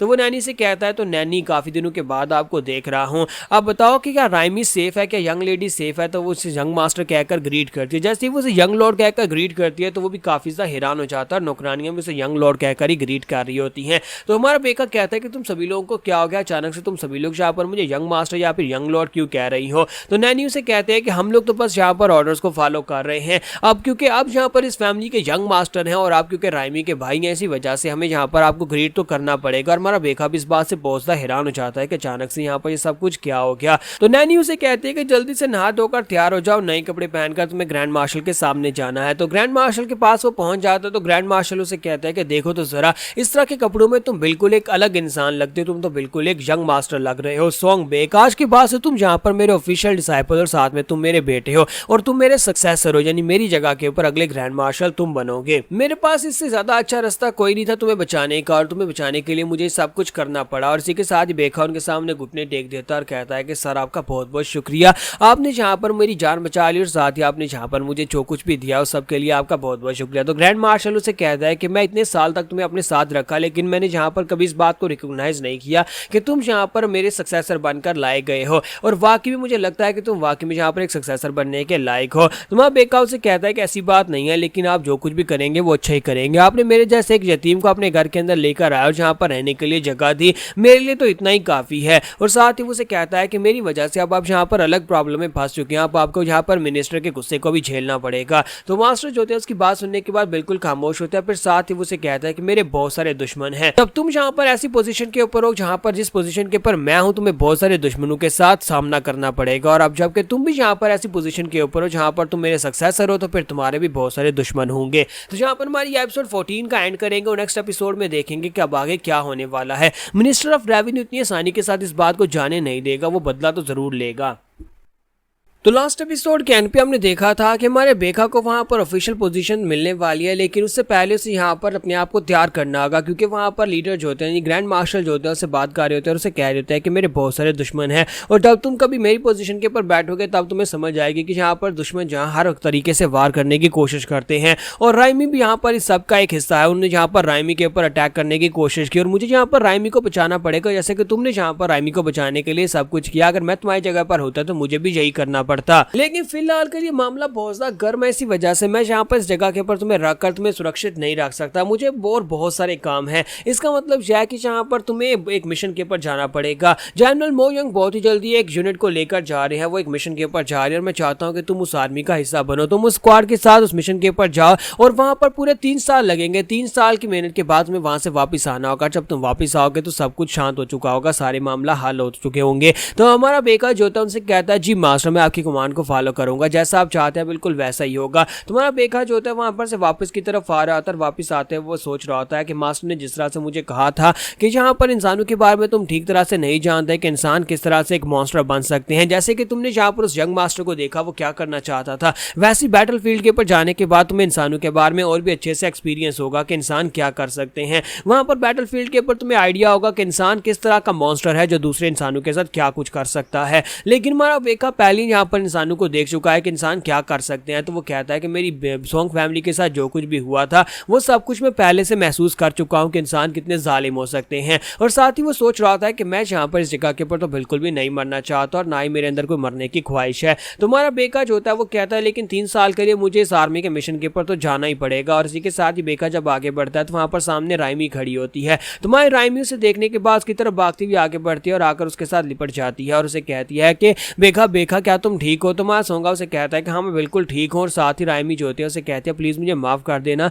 तो हमारा सोंगा जो होता है बिल्कुल खामोश होता है और उसे कहती है कि प्लीज यहाँ पर तुम मुझसे बात क्यों नहीं कर रहे। तुम्हारा बेका उसे कहता है कि अब हम लोग यहाँ पर इस तरह से एक दूसरे से बिल्कुल भी नहीं लिपट सकते क्योंकि अब हम लोग भाई बहन हैं। अब जबकि ऑफिशियली इस बात को अनाउंस कर दिया गया है तो उसे कहती है नहीं मैं इस बात को बिल्कुल भी नहीं मान सकती। हम लोग अगर फादर ने कह दिया कि तुम सक्सेसर हो तो इसका मतलब ये नहीं है कि हम लोग भाई बहन बन गए। तुम्हारा बेका उसे कहता है तो तुम यहाँ पर क्या कहना चाहती हो। तो वो उसे कहते हैं कि सोंगा चलो यहाँ से भाग चलते हैं, हम दोनों किसी ऐसी जगह पर भाग चलते हैं जहाँ पर हम दोनों एक दूसरे से प्यार से रहेंगे, एक दूसरे से शादी करेंगे और एक ऐसी जगह के ऊपर जहाँ पर कोई हमें पहचानता नहीं होगा। फिर तुम्हें किसी को मारने की जरूरत भी नहीं पड़ेगी, तुम्हें मुझे प्रोटेक्ट करने की जरूरत भी नहीं पड़ेगी क्योंकि हम लोग ऐसे किसी ऐसे दूर दराज गाँव में चले जाएंगे जहाँ पर कोई हमें जानता नहीं होगा। जबकि हमारा बेका जो होता है उसे कहता है कि नहीं मैं ऐसा बिल्कुल भी नहीं कर सकता। राइमी तुम्हारे बाबा मुझे यहाँ पर इस जगह के ऊपर लेकर आए थे, मुझे इस जगह के ऊपर अपनी फैमिली में रहने के लिए जगह दी और मैं उनके साथ ऐसा बिल्कुल भी नहीं कर सकता, मैं उन्हें धोखा नहीं दे सकता, इसलिए मुझे माफ कर देना। तो इसी के साथ ही अब यहाँ पर सुबह के वक्त का सीन दिखाया जाता है कि हमारा बेका जो होता है फाइट के लिए तैयार होता है, यानी कि वो यहाँ पर जाने के लिए पूरी तरह से तैयार है और वो कपड़े पहनकर आ जाता है, अपनी आर्मी का सूट पहनकर हमारी राइमी के रूम के बाहर आता है। वहां पर आने के बाद से कहता है कि राइमी आज मैं यहाँ पर से जाने वाला हूँ, हम लोग अभी थोड़ी देर में सुबह सुबह यहाँ पर से निकल जाएंगे, हम लोग अपनी आर्मी को रेडी कर रहे हैं। जबकि हमारी राइमी जो होती है वो अंदर बैठी वहां पर अभी बुनाई कर रही होती है। तुम्हारा बेका उसे कहता है कि प्लीज मुझे माफ कर देना, मैं तुम्हारी ख्वाहिश को पूरा नहीं कर पाया और ना ही कभी हमारी ख्वाहिश पूरी हो सकती है। और साथ ही उसे कहता है कि बस मैं यहाँ पर देखना चाहता हूँ कि तुम सही रहो, सेफ रहो और खुश रहो। तुम्हारा बेका अपने गले में पहने हुए नेकलेस को उतार देता है, उस नेकलेस को उतारने के बाद वहीं पर दरवाजे के बाहर लटका देता है और उसे कहता है जब तक मैं वापस नहीं आता तुम इसको संभाल कर रखना, मैं वापस आकर तुमसे ये लूंगा और तुमसे वादा करता हूँ कि मैं जिंदा वापस आऊंगा। जबकि हमारी राइमी जो होती है अंदर बैठी वहां पर रो रही होती है और सोच रही होती है कि प्लीज यहाँ पर सेफ वापस आना। और मेरा बेका जो होता है फाइनली वहां पर से निकल जाता है और बाहर जहाँ पर उनके लोग जो होते हैं वो तैयार हो रहे होते हैं। जनरल मोयोंग जो होते हैं अपने सोल्जर से कह रहे होते हैं कि खाने को सही से लोड करो क्योंकि ये वहाँ जो आर्मी पहले से फाइट कर रही है उनके लिए खाना भी लेकर जाने वाले हैं। तो वो लोग वहां पर कार्स के ऊपर खाने को लोड कर रहे होते हैं और साथ ही सभी सोल्जर्स भी रेडी हो रहे होते हैं। जनरल मोयोंग कहता है कि सभी लोग रेडी हो जाओ, हम सभी लोग फ्रंट लाइन के ऊपर जाने वाले हैं, तुम्हारे ब्रदर्स जो वहां पर फाइट कर रहे हैं ये खाना उनके लिए है। तो इसी के साथ ही वो साइड के ऊपर मैं बेका की तरफ देखता है, बेका वहां पर उदास बैठा होता है। तो वो उसे कहते हैं क्या हो गया, क्या यंग लेडी ने तुम्हें गुड बाय करने के लिए बाहर नहीं निकली, मुझे लगता है कि तुम उससे मिलने के लिए जरूर गए होगे। तो वो कहता है कि हाँ मैं गया तो था लेकिन वो अपने रूम से बाहर नहीं निकली, लगता है कि वो भी यहाँ पर काफी ज्यादा अपसेट है। तो जनरल मोयोंग सोच रहा था कि हम लोग बहुत ही जल्दी बैटल फील्ड के ऊपर पहुंचने वाले हैं जहां पर डेली हमारी फाइट होने वाली है, ऐसी फाइट जिसमें हमारी जान भी जा सकती है। और मुझे लगता है कि इसके लिए ज्यादा अच्छा है कि यहाँ पर कम से कम लेडीज से मिलने के लिए बाहर नहीं निकली, अगर जेनी सोचू के साथ वहां पर जाएगा तो कम से कम अपना गुस्सा तो लोगों के ऊपर निकाल पाएगा। तो जनरल मोयोंग उसे कहता तो फिर चलो ठीक है हम लोग जल्दी से यहाँ पर से निकल चलते हैं। तो जैसे ही वो लोग वहां पर से निकलने लगते हैं इसी के साथ ही नैनी वहां पर आ जाती है और कहते हैं क्या तुम लोग थोड़ी देर के लिए रुक सकते हो। तुम्हारा यंग मास्टर से कहता है क्या हो गया नैनी आप यहाँ पर क्या कर रही है। तो नैनी वहां पर आती है और उसे कहती है कि प्लीज इसे अपने साथ लेकर जाओ, हमारी यंग लेडी ने पर्सनली अपने हाथ के साथ तुम्हारे लिए इसको बुना है, क्या तुम इसे पहनोगे। तो हमारा यंग मास्टर जो होता है वहां पर उसके पास से वो ले लेता है और कहता है क्या वाकई में राइमी मेरे लिए जहाँ पर ये सब कुछ कर रही थी, पिछले 3 दिन से वो जहाँ पर इस स्वेटर को बुन रही थी ताकि मैं स्वेटर को पहन सकूं। हमारा बेका जो होता है फाइनली आर्मी के साथ वहां पर से निकल जाता है, आर्मी की टुकड़ी वहां से जा रही होती है और हमारी राइमी जो होती है वो वहां पर एक पेड़ के नीचे माउंटेन के ऊपर खड़ी है, सब कुछ देख रही होती है और उसके हाथ में वही टोकन होता है सोंग फैमिली का और उस टोकन को अपने हाथ में लेकर खड़ी होती है और कहती है कि सोंगा प्लीज जिंदा वापस आना, मैं जहाँ पर तुम्हारा इंतजार करूंगी। तो यहीं पर से नेक्स्ट सीन जो होता है हमें बैटलफील्ड का दिखाया जाता है जहाँ पर हमारे बेका को हर रोज संघर्ष करना पड़ता है, उसे यहाँ पर हर रोज फाइट करना पड़ती है। दूसरी तरफ से जो ट्राइब के लोग होते हैं वो उनके ऊपर अटैक कर रहे होते हैं और यहाँ पर हमारा सोंगा जो होता है इतने सालों की फाइट के बाद उसे यहाँ पर लिटिल किलिंग वुल्फ का नाम दे दिया गया आता है उसे एक टाइटल मिल चुका होता है, यानी कि अब वो यहाँ पर एक लिटिल किलिंग वुल्फ का नाम लेकर उन सभी से फाइट कर रहा होता है। तो वो अपने भाले के साथ काफी ज्यादा फेमस होता है कि उसने यहाँ पर उनके बहुत सारे लोगों की जान ली है। तो इसी के साथ ही यहाँ पर पहले का सीन दिखाता है कि जोंगजान के मिनियंस जो होते हैं उनके ऊपर अटैक करने के लिए आगे बढ़ते हैं। दूसरी तरफ से जनरल मोयोंग जो होते हैं उनके ऊपर अटैक करने के लिए आगे बढ़ते हैं। जनरल मोयोंग अपनी आर्मी को आगे बढ़ाते हैं, दूसरी तरफ से बारबेरियंस यहाँ पे जो भी होते हैं जिनके साथ उनकी फाइट हो रही होती है वो लोग आपस में फाइट करना शुरू करते हैं। हर रोज यहाँ पर ऐसे ही होता है, तकरीबन पिछले 3 साल से वो लोग फाइट कर रहे हैं, हर रोज यहाँ पर उनकी फाइट होती है। दूसरी आर्मी का कैप्टन जो होता है वो इस बात को लेकर काफी ज्यादा चिंतित होता है कि लिटिल वुल्फ जो है वो यहाँ पर उसके बहुत सारे लोगों को मार चुका है। डेली तकरीबन उनके कितने लोगों को वही अकेला मार देता है। तो उनका निशाना जो होता है यहाँ पर यही होता है कि वो किसी तरीके से यहाँ पर इस लड़के को मार डाले। तो कमांडर जो होता है खुद यहाँ पर उसके ऊपर अटैक करने के लिए आगे बढ़ता है और कहता है कमीने मैं यहाँ पर आज तुम्हें मार डालूंगा। और वो अपने साथियों से भी कहता है कि यहाँ पर लिटिल वुल्फ को सबसे पहले मारो, अगर इसको मार दिया तो फिर यहाँ पर हमारा बहुत बड़ा दुश्मन मर जाएगा। जबकि हमारा बेखा उन लोगों से कहता है कि तुम सभी लोग इंसान तो बिल्कुल भी नहीं हो, तुम सभी लोग यहाँ पर मेरे हाथ से मरने वाले हो, तुम सभी लोग जानवरों की तरह हो, तुम लोग बार बार यहाँ पर निकल कर आ जाते हो। फाइनली वो लंबा दिन भी खत्म होता है, यानी आज की फाइट भी खत्म हो जाती है और शाम के वक्त का सीन दिखाता है कि हमारा बेका सोच रहा था कि आज यहाँ पर एक और दिन गुजर गया और मैं यहाँ पर एक और दिन सर्वाइव कर पाया हूँ, यानी कि मैं यहाँ पर एक और दिन जिंदा बच गया। और हमारा बेका सोच रहा था कि फाइनली यहाँ पर दिन पूरे होने वाले हैं, 3 साल पूरे होने वाले हैं, 3 साल का मेरा यहाँ पर एग्रीमेंट था, 3 साल के बाद मैं वापस जा सकता हूँ। तो जनरल मोयोंग उसके पास आता है और उसे कहता है कि लगता है कि तुम्हें भी नींद नहीं आ रही। तो मोयोंग उसके पास आता है और उसे कहता है कि कल की बैटल जो है वो सबसे बड़ी बैटल होने वाली है, कल हमारी आखिरी बैटल होने वाली है जिसमें हम लोग अगर जीतेंगे तो जीतेंगे, अगर हारेंगे तो हारेंगे। बेका उसे कहता है कि जनरल मोयोंग आपको भी यहाँ पर नींद नहीं आ रही, कि आप यहाँ पर सोए नहीं है। तो जनरल मोयोंग उसे कहता है कि बच्चे मैंने तुम्हें कितनी बार कहा कि जब अकेले में होते हो तब मुझे सिर्फ मोयोंग यहाँ पे ब्रदर कह के पुकारा करो, आज तुम मुझे बिग ब्रदर कह के क्यों नहीं पुकारते? यहाँ पर मेरे हर एक ऑर्डर को बिना कंप्लेंट के मान लेते हो, मैं तुम्हें जो भी कहता हूँ वो तुम करते हो, लेकिन जब भी मैं तुम्हें कहता हूँ कि मुझे ब्रदर कहा करो तब भी तुम यहाँ पर मेरे इस ऑर्डर को नहीं मानते। जबकि माँ बेका जो होता है उसे कहता है कि सर माफ करना, लेकिन मैं आपके इस ऑर्डर को बिल्कुल भी नहीं मान सकता, क्योंकि हमारा बेका जो है वो किसी को यहाँ पर ब्रदर नहीं कह सकता। उसका ब्रदर जब उसे छोड़कर चला गया था उसके बाद से वो किसी को अपना ब्रदर मानना नहीं चाहता। यहाँ पर हमारी एपिसोड 15 का एंड करेंगे और नेक्स्ट एपिसोड में देखेंगे क्या हमारा बेका इस बैटलफील्ड से जिंदा वापस जा पाएगा या नहीं, और उसके ब्रदर योंग का क्या, क्योंकि अब काफी वक्त हो चुका है, योंग को भी दिखाना चाहिए कि वो कहां पर क्या कर रहा है। तो लास्ट एपिसोड के एंड पे हमने देखा था कि बेका की बैटल का आखिरी दिन होता है, यानी कि कल की बैटल उनकी आखिरी होने वाली है। और इसी के साथ ही जनरल मोयोंग रात के वक्त उसके पास आता है और उसे कहता है कि तुम हर एक ऑर्डर को फॉलो करते हो, लेकिन जब मैं तुम्हें कहता है कि मुझे भाई कहा करो तब तुम ऑर्डर को फॉलो नहीं करते। और साथ ही उसके पास ही आकर खड़ा आ जाता है और कहता है कि अब तुम यहाँ पर क्या सोच रहे हो, कल हम लोग यहाँ पर से वापस जा सकते हैं। तो मोयोंग उसे कहते हैं कि तुम्हें यहाँ पर आए हुए पूरे 3 साल हो चुके हैं, तुम्हें यहाँ पर कैसा महसूस हो रहा है कि तुम 3 साल के बाद फाइनली कल यहाँ से घर वापस जा पाओगे? तो हमारा बेका उसे कहता है कि तुम्हें वाकई में लगता है कि हमें यहाँ पर से वापस चले जाना चाहिए, क्या तुम्हें लगता है कि हम लोग यहाँ पर इंसान कहलाने के लायक हैं, हम लोगों ने यहाँ पर जो कुछ भी किया उसके बाद भी क्या हम लोग यहाँ पर अभी भी इंसान बचे हैं? तो मोयोंग उसे कहता है कि मैं तुमसे पहले से ये सब कुछ कर रहा हूँ, जहाँ पर वो लोग जो हमारे पर अटैक करने के लिए आते हैं हम लोग उनको मारते हैं। और साथ ही उसे कहता है कि ये सब कुछ क्या तुम यंग लेडी की वजह से कह रहे हो? तो वो कहता है नहीं मैं उसकी वजह से नहीं कह रहा। और वो साथ ही उसे कहता है कि तुम्हें परेशान होने की जरूरत नहीं है, मुझे पता है कि तुम यहाँ पर उसके लिए फीलिंग्स रखते हो और वो भी तुम्हारे लिए यहाँ पर फीलिंग्स रखती है, घर जाने के बाद तुम जाकर उसे मिल सकते हो और वो तुम्हें एक इंसान ही समझेगी। मुझे लगता है कि चाहे कुछ भी हो जाए, चाहे तुम एक मॉन्स्टर ही क्यों ना बन जाओ, लेकिन हमारी यंग लेडी राइमी जो है वो हमेशा तुम्हारी साइड के ऊपर ही रहने वाली है। अब जल्दी से जाकर रेस्ट करो और मैं उम्मीद करता हूँ कि अगली बार जब तुम मुझे पुकारोगे मुझे ब्रदर कहकर ही पुकारोगे, और कल जहाँ पर बैटल में तुम मुझे ब्रदर कह के पुकारना। जबकि हमारा बेका जो होता है वहां पर कह रहा होता है कि प्लीज मुझे माफ कर देना, लेकिन मैं अब यहाँ पर किसी को ब्रदर कह के नहीं पुकारना चाहता। मैंने अपनी सारी जिंदगी अपने बिग ब्रदर को बिग ब्रदर कह के पुकारा, लेकिन उसके बाद वो मुझे छोड़कर भागकर चला गया, इसी वजह से अब मैं यहाँ पर तुम्हें ब्रदर नहीं कह सकता। लेकिन अफसोस हो सकता है कि मैं एक ना एक दिन तुम्हें यहाँ पर अपना ब्रदर कह के पुकारूं, लेकिन ये भी वक्त नहीं आ सकता क्योंकि यहाँ पर अगले दिन अब मोयोंग मरने वाला है। तो अगले दिन की बैटल स्टार्ट होती है जिसमें यहाँ पर बारबेरियंस जो होते हैं उनके ऊपर अटैक करने के लिए आगे बढ़ते हैं और कहता है कि किसी को भी यहाँ पर जिंदा मत छोड़ना, सभी लोगों को मार डालो। तो बारबेरियंस की पूरी एक टुकड़ी सामने से निकल कर आती है, जबकि हमारे सोल्जर्स होते हैं वो कमजोर पड़ जाते हैं। उन्हें रीइंफोर्समेंट्स मंगवाई होती है, लेकिन रीइंफोर्समेंट्स जो होती हैं वो आ नहीं रही होती, उनके पीछे से भी अटैक हो जाता है। इस वजह से उनकी फोर्सेज जो है वो रेट्रीट नहीं कर पाती।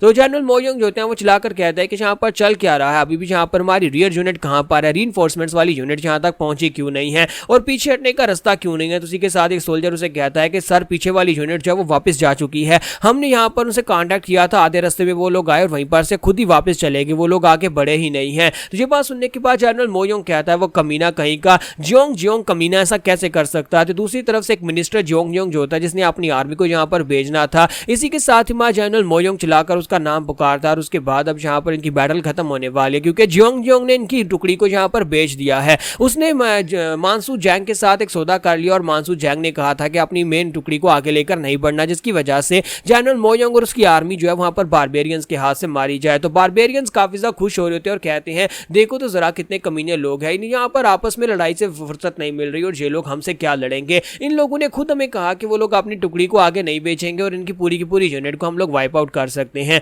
तो इसी के साथ ही बारबेरियन किंग उसे कहता है कि हाँ मुझे लगता है कि ये कमीने लोग जहाँ पर आपस में लड़ते रहेंगे, ये सभी लोग यहाँ पर सिर्फ और सिर्फ सत्ता के लिए एक दूसरे से फाइट कर रहे हैं, मिनिस्टर्स अपनी कुर्सी के लिए फाइट कर रहे हैं और इन्हें यहाँ पर इस बात की परवाह नहीं है कि इनके सोल्जर जो पिछले 3 साल से यहाँ पर फाइट कर रहे हैं उन सभी को यहाँ पर मरवा देंगे। खैर हमें इस बात से क्या फर्क पड़ता है, अगर इस तरह चलता रहा तो एक दिन यहाँ पर सेंट्रल प्लेन्स के ऊपर हमारा राज होगा। तो ये बंदा जो होता है यहाँ पर इनका लीडर होता है इन बारबेरियंस का, इसका नाम जो होता है इसका नाम ताइसी ताजार होता है। तो यहीं पर से नेक्स्ट सीन जो होता है हमें यंग लेडी का दिखाया जाता है कि राइमी अपने हाथ में वो टोकन लेकर बैठी होती है, वो जो उसके पास ब्रेसलेट क्या इसे बोलते हैं जो भी है वो अपने हाथ में लेकर बैठी होती है। तो इसी के साथ ही नैनी उसके पास आती है और उसे कहते हैं कि यंग लेडी मेरे पास एक बहुत ही बुरी खबर है और मैं ये खबर आपको देने के लिए आई हूँ। तो वो उसे कहती है क्या हो गया, तुम यहाँ पर क्या खबर लेकर आई हो, क्या लॉर्ड च्योन फिर से यहाँ पर मेरे लिए रिश्ता लेकर आए हैं। यहाँ पर च्योन फैमिली का यंग मास्टर जो है उसकी शादी की बात चल रही होती है और फादर ने भी यहाँ पर उसके साथ इसकी शादी यानी राइमी की शादी के लिए हाँ कर दी होती है। तो हमारी राइमी से कहते हैं कि उनसे कह दो कि वो वापस चले जाए, मैं यहाँ पर किसी भी लॉर्ड च्योन से शादी नहीं करने वाली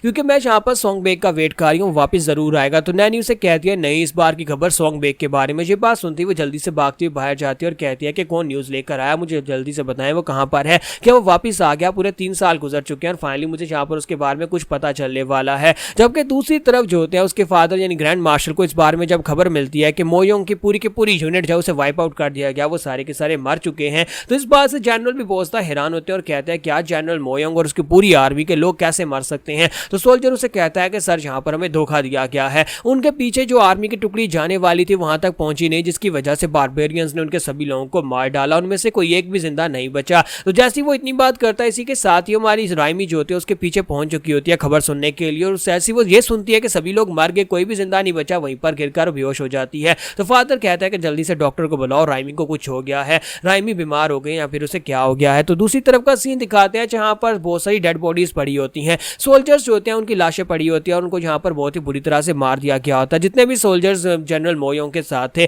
जनरल मोयोंग खुद भी मर चुका होता है, लेकिन इसी लाशों के ढेर के अंदर से हमारा यंग मास्टर बेखा जो होता है बाहर निकलता है। तो बेखा उठकर खड़ा हो जाता है, उसका बाजू बुरी तरह जख्मी होता है, उसके कपड़े खून से लथपथ होते हैं, साथ उसे बहुत सारी चोटें लगी होती हैं। थोड़ा सा आगे बढ़ता है, फिर से वहीं पर ग्राउंड के ऊपर गिर जाता है। गिरने के बाद कहता है कि मैं इस जगह के ऊपर बिल्कुल भी नहीं मर सकता, राइमी पीछे मेरा वेट कर रही है और मैं इस जगह के ऊपर बिल्कुल भी नहीं मरूंगा, मुझे अपना बदला भी लेना और साथ ही यहाँ पर उन सभी करप्ट लोगों से भी निमटना है जो लोग यहाँ पर हमारी फैमिली के ऊपर नजर लगाकर बैठे हैं। बस नेक्स्ट सीन इंपीरियल पैलेस का दिखाया जाता है जहाँ पर जैंग मानसू को जब ये बात पता चलती है तो बहुत ज्यादा खुश हो जाता है कि यहाँ पर जनरल मोयोंग जो कि यहाँ पर ग्रैंड मार्शल का राइट हैंड मैन है उसे पूरी तरह से वाइप आउट कर दिया गया, उसकी एक पूरी टुकड़ी को वाइप आउट कर दिया गया। तो वो बहुत ज्यादा खुश होता है और कहता है कि मुझे इस बात की बहुत ज्यादा खुशी है। यहाँ पर ग्रैंड मार्शल जो है वो काफी हद तक कमजोर हो चुका है, जबकि साथ ही वो कहता है कि मुझे बताओ कि क्या आप तुम हमारा साथ दोगे। तो मिनिस्टर ऑफ रेवेन्यू मास्टर जैंग ताई से कहता है कि क्या आप तुम यहाँ पर हमारा साथ दोगे, मैं यहाँ पर एम्परर को हटाकर उसकी जगह के ऊपर गद्दी पर बैठना चाहता हूँ, तो क्या तुम इस रिवॉल्यूशन में हमारा साथ दोगे या नहीं।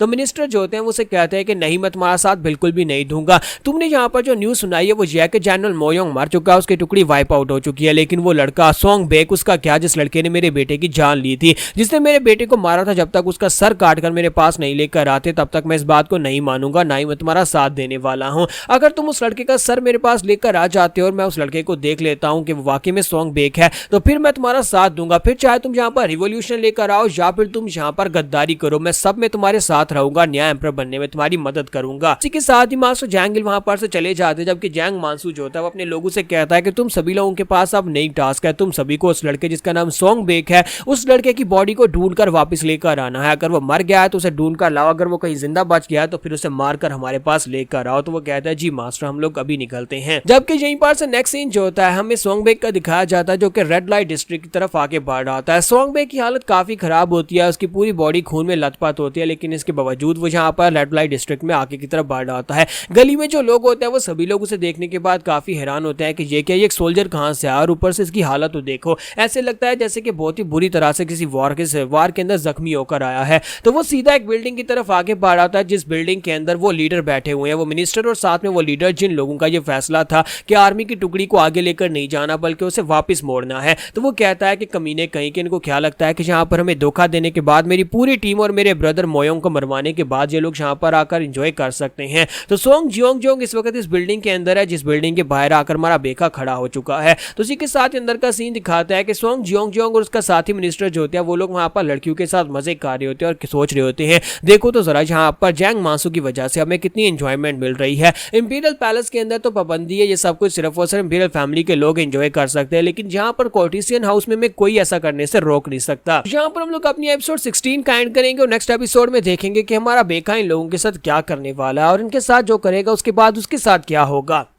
तो लास्ट एपिसोड के एंड पे हमने देखा था कि मिनिस्टर सो जियोंग और उसका साथी जो होता है वो दोनों कमीने जो होते हैं कोर्टिसियन हाउस में लड़कियों के साथ मजे कर रहे होते हैं, साथ ही वहां पर डिस्कस कर रहे होते हैं कि उन लोगों ने यहाँ पर क्या काम किया है। उन कमीने लोगों ने बारबेरियंस के साथ यहाँ पर एक सौदा किया है, बारबेरियंस को यहाँ पर इससे फायदा होने वाला है। दूसरी तरफ से यहाँ पर जैंग मासू ने उन लोगों के साथ एक डील किया जिसके वजह से उन्हें काफी सारा खूब सारा पैसा मिला है और साथ उन्हें यहाँ पर कुछ नई परमिशन ग्रांट हुई है जिसकी वजह से अब वो यहाँ पर लड़कियों के साथ मजे कर सकते हैं। उनकी बाकी की सारी जिंदगी यहाँ पर बड़ी आसानी से गुजरने वाली है। तो इसी के साथ मिनिस्टर से कहता है लेकिन मुझे एक बात तो बताओ, क्या हम लोग यहाँ पर इस सारी सिचुएशन को खुद से हैंडल कर पाएंगे या इसके पीछे कोई और भी है। तो जैंग मासू से जोंग जियोंग उसे कहता है कि तुम्हें बिल्कुल परेशान होने की जरूरत नहीं है, बारबेरियंस यहाँ पर दोबारा कभी अटैक नहीं करेंगे, क्योंकि मिनिस्टर को इस बात का डर होता है कि अगर बारबेरियंस ने अपना वादा तोड़ दिया और दोबारा अटैक करने के लिए आ गए तो फिर हम लोग क्या करेंगे। जनरल मोयोंग और उसकी टुकड़ी तो मर चुकी है, वही लोग तो यहाँ पर बारबेरियंस को रोके हुए थे। तो इसी के साथ ही जोंग जियोंग उसे कहता है कि नहीं, परेशान होने की जरूरत नहीं है, बारबेरियंस के साथ हमारी जो डील हुई है उसके मुताबिक अगले 1 साल के लिए बारबेरियंस यहाँ पर अटैक नहीं करेंगे और बदले में हम लोगों ने जनरल मोयोंग और उसकी पूरी टुकड़ी को उसके हाथों से मरवा दिया, जिसकी वजह से उनकी भी रेपुटेशन बढ़ेगी और साथ में यहाँ पर वो 1 साल के लिए यहाँ पर अटैक नहीं करेंगे,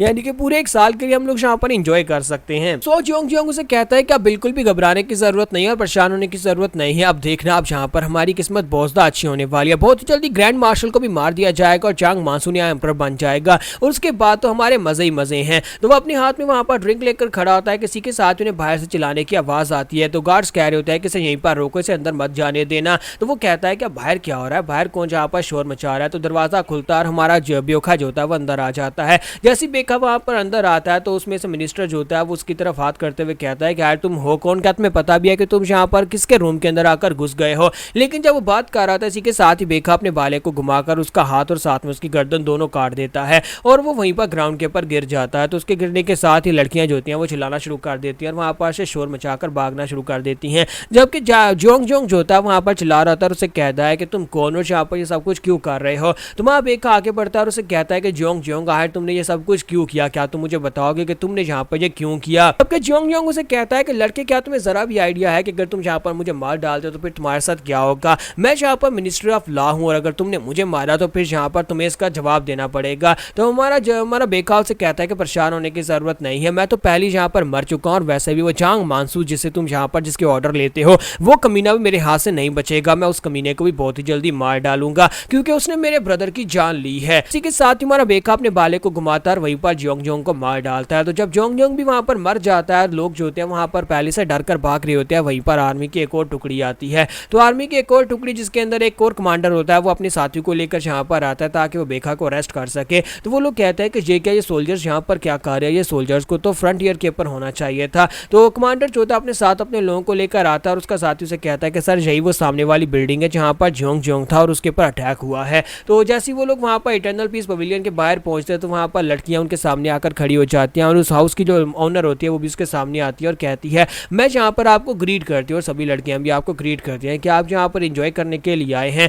तो जनरल उसे कमांडर उसे कहता है कि नहीं, मैं यहाँ पर एंजॉय करने के लिए बिल्कुल भी नहीं आया और साथ ही उसे कहता है क्या तुम मेरे बारे में जानती हो। तो वो कहते हैं कि आपको कौन नहीं जानता, आप तो कमांडर जोंग इल वैन है, जो जिसे 10 शैडोज ब्रिगेड का मास्टर कहा जाता है। आपकी राइटियसनेस और आपके कारनामे तो यहाँ पर पूरी की पूरी म्यूजियम के अंदर फैले हुए हैं, कोई भी यहाँ पर इनसे मना नहीं करेगा। तो इसी के साथ ही उसे कहते हैं, लेकिन क्या आप यहाँ पर मास्टर सोंग के लिए आए हैं? मैं आपको वहां तक उस रूम में ले चलती हूँ। जबकि कमांडर आगे बढ़ते हैं और उसे कहते हैं कि तुम्हें ये करने की जरूरत नहीं है, और अगर तुम्हें वाकई में यहाँ पर मेरे साथ सोना है तो फिर किसी दिन आऊंगा, फिलहाल के लिए तो हम लोग यहाँ पर काम के ऊपर आए, इसलिए साइड के ऊपर रहो, वरना तुम्हारे लिए ज्यादा बुरा है, क्योंकि तुम यहाँ पर उस लड़के के बारे में जानती नहीं हो। और इसी के साथ ही उसे साइड के ऊपर धक्का देते हैं और आगे चले जाते हैं ताकि वो अंदर जाकर हमारे बेखा को पकड़ सके। और तो इसी के साथ ही कमांडर जैसे वहां पर रूम के अंदर पहुंचते हैं, तो वहां पर जाने के बाद वो सो जियोंग और उसका दूसरा जो मिनिस्टर साथी था, दोनों के कटे हुए सर देखते हैं। तो देखने के बाद कहता है कि देखो तो लड़के, तुमने यहाँ पर ये क्या कर दिया है, देखो तो जरा, तुमने यहाँ पर इन लोगों को मार ही डाला, और ऊपर से तुम्हारी हालत भी काफी ज्यादा खराब है। सोंग बेक, अब यहाँ पर तुम्हें और कुछ करने की जरूरत नहीं है, चुपचाप हमारे साथ वापस चलो। और हमारा सोंग बेक जो होता है वहां पर गुस्से में बैठा होता है और उनके सामने वहां पर जख्मी हालत में होता है। तो यहीं पर से नेक्स्ट सीन जो होता है हमें बाजार का दिखाया जाता है, जहाँ पर हमारी राइमी जो होती है भागती हुई बाजार में जा रही होती है। नैनी उसे रोकने की कोशिश करती है, लेकिन वो नहीं रुकती, क्योंकि हमारे सोंग बेक को बंदी बनाकर वापस लेकर आया जा रहा है और गली में से आ रहे होते हैं। तो हमारी लेडी राइमी जो होती है भागती हुई गली में चली जाती है, लोगों की भीड़ के बीच में से निकलती है और कहती है कि सभी लोग साइड के ऊपर हटो, क्योंकि उसे यहाँ पर गद्दार कहा जा रहा था, उसके ऊपर गद्दारी का टाइटल दे दिया जाता है। तो हमारी राइमी जैसी वहां पर से बाहर निकलती है और सामने बेखा की तरफ देखती है कि बेखा को वहां पर जाल के अंदर बंद किया गया, पिंजरे के अंदर बंद किया गया था, और उसे वहां पर आगे लेकर जा रहे होते ताकि उसे जेल में डाला जा सके। लेकिन हमारी राइमी उसे देखकर बहुत ज्यादा खुश हो जाती है, उसे इस बात की खुशी होती है कि वो जिंदा वापस आ गया है। तो वो कहते हैं कि सोंगा, फाइनली तुम जिंदा वापस आ ही गए हो। दूसरी तरफ मिनिस्टर ऑफ रेवेन्यू को दिखाते हैं कि वो यहाँ पर जैंग मांसू के पास पहुंचता है और उसे कहता है कि मैं तुम लोगों से कहा था कि मुझे उसका कटा हुआ सर चाहिए, मैंने ये नहीं कहा था कि उसे यहाँ पर जिंदा पकड़कर वापस जेल में डाल दो। जैंग मांसू से कहता है कि फिलहाल के लिए हम सोंग बेक को नहीं मार सकते। तो मिनिस्टर उसे कहता है कि इस बात का क्या मतलब है कि तुम उसे नहीं मार सकते, तुम सब कुछ कंट्रोल करते हो। तो वो कहता है इस बार का वो अकेला सर्वाइवर है, और उसके बाद उसने आकर दो मिनिस्टर ऑफ लॉक और साथ में एक दूसरे मिनिस्टर को कॉटेजियन हाउस में मार डाला, जिसके बाद कमांडर ने उसे जाकर जिंदा पकड़कर लाए हैं, उसे वहां पर से पकड़कर लाए हैं, उसके ऊपर इन्वेस्टिगेशन हो रही है। हम लोग फिलहाल के लिए उसे मार डालेंगे तो फिर सारे का सारा इल्जाम हमारे ऊपर आने वाला है, इसलिए अब तुम्हें वेट करना होगा, पहले उसका इल्जाम साबित हो जाए, उसके बाद उसे वैसी सजाए मौत दे दी जाएगी। परेशान होने की जरूरत नहीं है। तो मिनिस्टर ऑफ रेवेन्यू से कहता है कि मुझे समझ आ चुकी है तुम यहाँ पर क्या कहना चाहते हो, मुझे नहीं लगता कि तुम यहाँ पर ये सब कुछ कर सकते हो, लगता है कि अपने बेटे की मौत का बदला मुझे खुद ही लेना पड़ेगा, मैं ये खुद करूंगा। और इसी के साथ ही मास्टर जैंग जो होते हैं गुस्से के साथ वहां पर से निकल जाते हैं। जब वो वहां पर चला जाता है तो इसी के साथ ही जैंग मांसू कहता है कि ये बेवकूफ कहीं का हमारे प्लान को भी खराब करेगा, मुझे नहीं लगता कि ये बेवकूफ यहाँ पर कुछ अचीव कर पाएगा, अगर ये जाकर उस लड़के के ऊपर अटैक करता है तो फिर हमारा प्लान खराब होने वाला है। इसका मतलब यह है कि अब हमें यहाँ पर इसे रोकना पड़ेगा। कमांडर ऑफ 10 शैडोज ब्रिगेड जो है वो बहुत ही खतरनाक इंसान है, और साथ ही वो एक राइडियस इंसान है। जब तक वो इन्वेस्टिगेशन कंप्लीट नहीं हो जाती तब तक वो उस लड़के सोंग बेक के ऊपर एक आंच भी नहीं आने देगा, और अगर ये उसे मारने के लिए जाता है तो फिर हमारे लिए दिक्कत और ज्यादा बढ़ जाएगी। इसलिए मुझे नहीं लगता कि ये अच्छा आइडिया है, हमें यहाँ पर हर हाल में मिनिस्टर को रोकना होगा। अगर यहाँ पर मिनिस्टर को नहीं रोका तो कमीना कहीं यहाँ पर ताजर के साथ हमने जो भी डीलिंग्स की हैं वो सारी की सारी उनके सामने ना रख दे, कहीं यहाँ पर बारबेरियंस के साथ हमारी डीलिंग का बांडा ना फूट जाए। इसी वजह से हमें यहाँ पर ये करना ही होगा, हमें किसी भी हाल में इस कमीने को मारना ही होगा। तो इसी के साथ ही वो अपने एक साथी से कहता है कि क्या तुम यहाँ पर मेरा ये काम करोगे। नो हो वान, तो नो हो वान उसका अपना एक असैसिन होता है जो कि उसने हायर किया होता है। तो नो हो वान वहां से निकलता और कहता है जी मास्टर बताएं क्या काम है। तो मास्टर उसे कहता है कि मैं चाहता हूं कि तुम यहाँ पर ताईजंग के पीछे रहो, मिनिस्टर ऑफ रेवेन्यू के पीछे रहो, अगर तुम्हें लगे कि वो यहाँ पर कुछ उल्टा सीधा करने वाला है सोंग बेक के साथ, तो उसी वक्त उसे मार डालना, उसे वहीं पर मार डालना इससे पहले कि वो सोंग बेक को मारे। तो नोवान उसे कहता है कि जी सर जैसा आपका ऑर्डर है मैं अभी उसके पीछे लग जाता हूँ। जबकि यहीं पर से नीचे के अंडरग्राउंड प्रिजन का सीन दिखाया जाता है। तो मिनिस्टर जो होता है वो सीधा वहां पर जेल में पहुंच जाता है ताकि वो जाकर सोंग बेक से मिल सके। तो वो जेल में जाता है, वहां पर गार्ड को जाकर कुछ पैसे देता है और उसे कहता है कि मुझे इस लड़के से बात करनी है,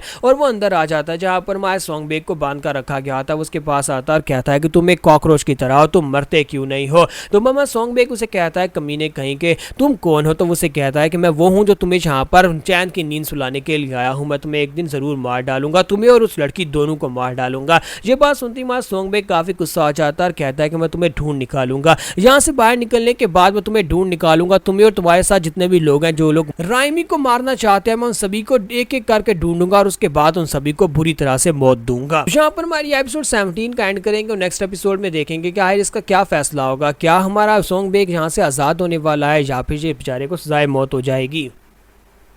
तो लास्ट एपिसोड के एंड पे हमने देखा था कि मिनिस्टर ऑफ रेवेन्यू जो होता है वो हमारे सोंगबे के पास जेल में जाता है। वहां पर जाने के बाद उसे कहता है कि लड़के तुम तो बिल्कुल भी नहीं बचोगे और उसके बाद मैं उस लड़की कमीनी को भी मार डालूंगा। जैसे वो इतनी बात करता है हमारा सोंगबे उसे कहता है कि मैं तो नहीं मरूंगा बल्कि मैं तुम्हें ढूंढ निकालूंगा। अगर तुमने राइमी के सर के एक बाल को भी टच किया तो फिर मैं तुम्हें ढूंढ निकालूंगा, तुम्हें और तुम्हारी फैमिली हर एक बंदे को एक एक करके मार डालूंगा जो भी यहाँ पर राइमी के साथ कुछ बुरा करने का सोचेगा। और साथ ही हमारा बेका जो होता है वहां पर उठकर खड़ा होता है और उसके ऊपर चला रहा होता है, लेकिन वो क्योंकि बंधा हुआ है इसी वजह से वो आगे नहीं बढ़ पाता। तो मिनिस्टर ऑफ रेवेन्यू से कहता है कि देखो तो तुम जहाँ पर एक छोटे से मॉन्स्टर की तरह हो, एक इंसान की भेष में तुम जहाँ पर एक भेड़िए की तरह हो। तुम्हें भी उस वक्त उस टुकड़ी के साथ वहां पर मर जाना चाहिए था, जनरल मोयोंग के साथ। अगर तुम मर जाते तो तुम्हारे लिए ज्यादा बेहतर रहता और तुम्हें यहाँ पर उस लड़की को अपनी आंखों से मरते हुए नहीं देखना पड़ता। लेकिन अब ये तुम्हारी गलती है, अब तुम्हारी वजह से वो लड़की भी यहाँ पर मरने वाली है। तुमने मेरे बेटे की जान ली थी, अब वो लड़की मरेगी। जबकि यहीं पर से नेक्स्ट सीन जो होता है मीटिंग रूम का दिखाया जाता है, जहाँ पर हमारे ग्रैंड मार्शल जो होते हैं उनके पास कमांडर आते हैं। तो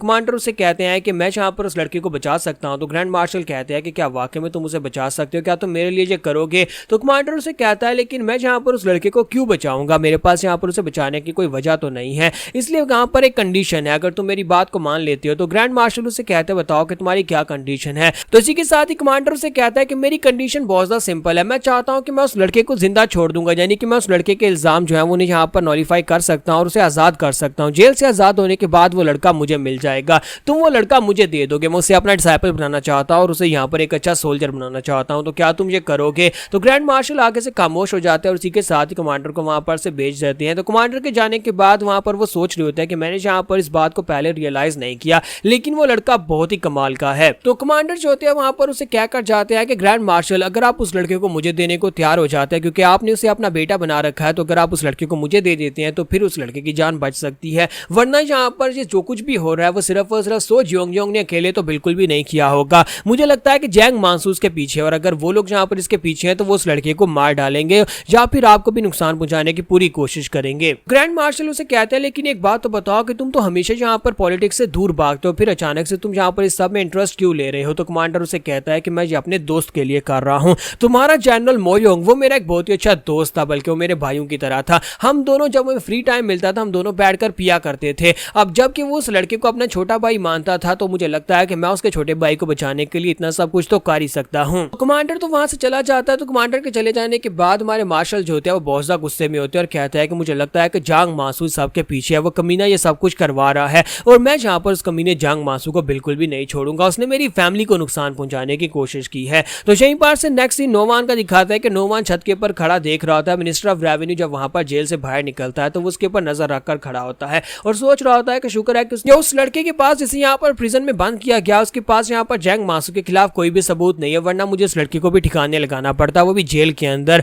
और ऊपर से वो कहता है कि अब यहाँ पर प्रॉब्लम ली ताई जंग है। मुझे जहाँ पर कहा गया कि मिनिस्टर ऑफ रेवेन्यू अगर कुछ भी उल्टा सीधा करता है तो मैं इसे मार डालूं, तो मुझे लगता है कि मुझे जाकर इस बारे में बताना होगा कि वो जेल में इस लड़के से मिलने के लिए आया था और वो यहाँ पर उसके खिलाफ कुछ ना कुछ प्लानिंग कर रहा होगा। तो जैसे ही वहां पर से नोमान जाने लगता है तो साइड के ऊपर से उसे आवाज आती है। राइमी जो होती है वहां पर अपनी नैनी से कह रही होती है कि मुझे जाने दो, मुझे जाना ही होगा, मुझे जाकर अपने बेखा को बचाना है, सोंगा को बचाना है। तो वो नैनी से अपना हाथ छुड़वाकर भागने की कोशिश कर रही होती है। नोमान ऊपर से यह सब कुछ देख रहा होता है। नोमान जब वहां पर उसकी तरफ देखता है उसे राइमी बहुत ज्यादा खूबसूरत लगती है। तो नोमान पहले तो बिल्कुल खामोश उसकी तरफ देख रहा होता है, फिर साथ ही वहां पर शायद उसका दिल धड़क रहा होता है। यहाँ पर कुछ दिखाते हैं मुझे समझ नहीं आई, लेकिन नोमान उसका पीछा करना शुरू कर देता है। वो अपने मिशन को भूल जाता है और हमारी राइमी का पीछा करना शुरू कर देता है। तो वो राइमी के पीछे पीछे चलता हुआ जा रहा होता है। राइमी पीछे घूम कर देखती है, वहां पर कोई भी नहीं होता क्योंकि वो साइड के ऊपर जाकर छुप जाता है। तो राइमी कहती है कि लगता है कि ये मेरी इमेजिनेशन है, मुझे ऐसा लगा कोई मेरा पीछा कर रहा है। तो नोमान जो होता है वो एक दीवार के पीछे छुपा होता है। पता नहीं नोमान जहाँ पर ये सब कुछ कर क्यों रहा है, लेकिन वो दीवार के पीछे छुपकर वहां पर बस उसका पीछा कर रहा होता है। दूसरी तरफ जांग मासू जो होता है वो वेट कर रहा होता है कि नोमान अभी तक वापस क्यों नहीं आया। मैंने उसे कहा था कि जल्दी से जल्दी मुझे वापस आकर रिपोर्ट देना, वो कमीना मिनिस्टर जो कुछ भी कर रहा है। तो वो काफी गुस्सा आ जाता है और कहता है कि मुझे लगता है कि ये कमीना मुझे धोखा दे गया है। और इसी के साथ ही गुस्से में वो अपने प्याले को भी तोड़ देता है और साथ ही वो कहता है कि मुझे लगता है कि इस कमीने को यहाँ पर खुद ही मुझे ठिकाने लगाना पड़ेगा। चैंग मानसू कहता है कि वो एक वैंडरिंग रोनिन था, यानी कि वो एक असैसिन है जिसे मैंने हायर किया था अपने काम के लिए। हालांकि वो अपने काम में काफी ज्यादा अच्छा है, लेकिन मुझे लगता है कि इस तरह की टास्क के लिए मुझे उसके ऊपर भरोसा नहीं करना चाहिए। वो पैसे के लिए किसी के सामने बिक सकता है और मुझे उसकी बैकग्राउंड के बारे में भी कुछ नहीं पता। नोवान के ऊपर ज्यादा भरोसा नहीं किया जा सकता। और इसी के साथ ही वो अपने एक साथी से पूछता है कि मुझे एक बात बताओ, सोंगबे की इंटेरोगेशन कंप्लीट हो गई या नहीं। तो वो कहता है रॉयल गार्ड इस वक्त उसे इंटेरोगेट कर रहे हैं और इंटेरोगेशन कल सुबह होने वाली है। तो ये बात सुनने के बाद उसे कहता है कि अब जबकि इंटेरोगेशन कल होने वाली है, इसका मतलब यह है कि कल से पहले पहले जहां पर वो कमीना मिनिस्टर ऑफ रेवेन्यू जो है उसे मारने की कोशिश करेगा, और अगर वो उसे मारने की कोशिश करेगा तो फिर यहाँ पर वो खुद भी पकड़ा जाएगा। अगर वो पकड़ा गया तो मेरे बारे में सब कुछ बता सकता है, तो मुझे उस बेवकूफ को इससे पहले ही खत्म करना होगा। अब जबकि नो वन जहाँ पर अपने काम को पूरा नहीं कर सका तो फिर ये काम मुझे खुद करना पड़ेगा, और वो उठकर खड़ा हो जाता है और कहता है कि मेरी तलवार लेकर आओ। तो उसका साथी उसे कहता है कि सर माफ करिएगा, आपको तलवार क्यों चाहिए? तो वो उसे कहता है कि मैं इस काम को अब खुद अपने हाथ से करूंगा,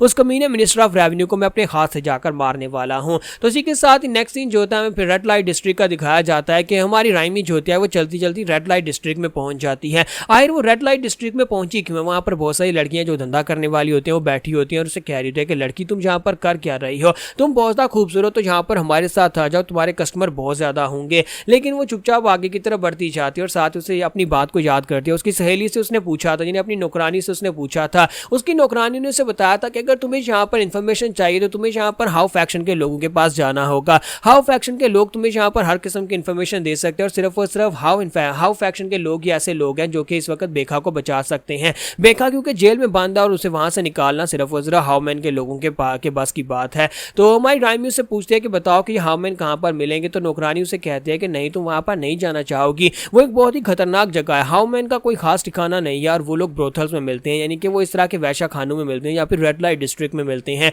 तो वो उसे कहते हैं लेकिन कौन से रेड लाइट डिस्ट्रिक्ट में? वो उसे कहते हैं कि तुम्हें वहां पर नहीं जाना चाहिए क्योंकि वो ऐसे लोग हैं जो कि कमीने घटिया लोग हैं, वो राइटियसनेस को बिल्कुल ही फॉलो नहीं करते, लेकिन वो लोग ऐसे लोग हैं जिनके ऊपर इल्जाम है, वो क्रिमिनल्स हो सकते हैं या फिर ऐसे लोग हो सकते हैं जो कि यहाँ पर गैंगस्टर्स हो सकते हैं, इसलिए तुम्हें उनसे जाकर बात नहीं करनी चाहिए। और वैसे भी वो आम लोगों से तो बिल्कुल भी नहीं मिलते, बिना पैसे और बिना पावर के तुम उनसे जाकर बात नहीं कर सकती। और ऊपर से क्योंकि वो रेड लाइट डिस्ट्रिक्ट में है तो क्या पता तुम उनके तक पहुंच ही ना पाओ, तुम्हारे वहां पर पहुंचने से पहले कोई तुम्हें वहां पर किडनैप कर ले और तुम्हें वैशाखाने में जाकर डाल दे क्योंकि तुम बहुत ज्यादा खूबसूरत हो। तो हमारी राइमी से कहते हैं कि तुम्हें परेशान होने की जरूरत नहीं है, मैं बाकी सब कुछ संभाल लूंगी। तो नौकरानी से कहते हैं कि तुम्हें वहां पर नहीं जाना, जबकि हमारी राइमी उठकर खड़ी हो जाती है और कहती है चाहे ये कितना ही खतरनाक क्यों ना हो लेकिन मैं अपने सोंगा को बचाने के लिए कुछ भी करूंगी, मैं जाकर हाउ फैक्शन के लोगों को ढूंढूंगी, चाहे मुझे यहाँ पर रेड डिस्ट्रिक्ट में क्यों ना जाना पड़े। तो वो रेड लाइट डिस्ट्रिक्ट में पहुंच चुकी होती है और वहां पर जाने के बाद सोच रही होती है कि मेरे पास और कोई रास्ता नहीं है, मुझे सोंगा को बचाना है। तो जैसे ही वो थोड़ा सा आगे बढ़ती है तो रेड लाइट डिस्ट्रिक्ट के जो मेन हाउस होता है उसके सामने जाने के बाद एक बॉडीगार्ड वहां पर खड़ा होता है,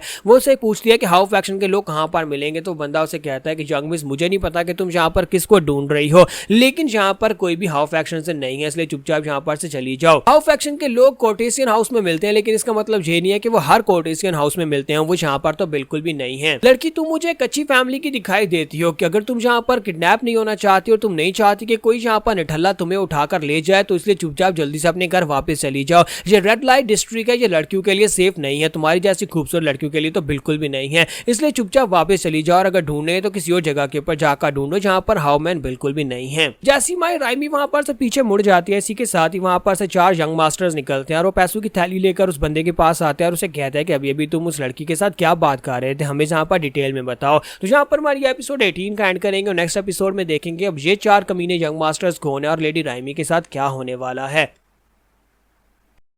तो लास्ट एपिसोड के एंड पे हमने देखा था कि माई राइमी जो होती है हाउ फैक्शन के लोगों को ढूंढ रही होती है और वहां पर एक क्या उसे कहता है कोर्टेसियन हाउस के बाहर पहुंचती है और वहां पर जाने के बाद एक टकला आदमी उसे कहता है कि जहां से वापस चली जाओ, अच्छे घर की लड़की लगती हो, लेकिन तुम्हें यहाँ पर हाउ मैन इतनी आसानी से नहीं मिलने वाले। तो वहीं पर पीछे 4 लड़के खड़े होते हैं जो कि अपने पास से पैसे निकाल कर उस टकले आदमी को देते हैं और उसे कहता है कि बताओ कि आखिर इस लड़की ने तुमसे क्या पूछा और इस लड़की को क्या चाहिए, और साथ ही वो वहां पर क्रिंजी सी स्माइल भी दे रहे होते हैं। तो इसी के साथ ही हमारी राइमी जो होती है वहां पर से आगे की तरफ गली में चलती हुई जा रही होती है, सोच रही होती है कि यार मैं हाउ मैन को कहां से ढूंढूंगी, क्योंकि उसे हाउ फैक्शन के लोग चाहिए और हाउ फैक्शन के लोग उसकी मदद कर सकते हैं। जैसे ही वो थोड़ा सा आगे बढ़ती है उसे सामने से एक लड़के की आवाज आती है, कोई उसे कहता है कि क्या तुम यहाँ पर हाउ मैन को ढूंढ रही हो। तो वो कहती है कि तुम कौन हो। तो वहां पर साइड के ऊपर एक छोटा बच्चा खड़ा होता है, तो वो लड़का वहां पर हंसना शुरू कर देता है और उसे कहता है कि मैडम मेरे साथ आ जाओ, अगर तुम हाउ फैक्शन के लोगों को ढूंढ रही हो तो मैं तुम्हें वहां तक ले जा सकता हूँ। तो वो छोटा बच्चा जो होता है उसके आगे आगे चलना शुरू कर देता है और उसे वहां पर बाजार से बाहर बाहर ले आता है, तो वो उसे बाजार से बाहर जंगल की तरफ लेकर चला जाता है।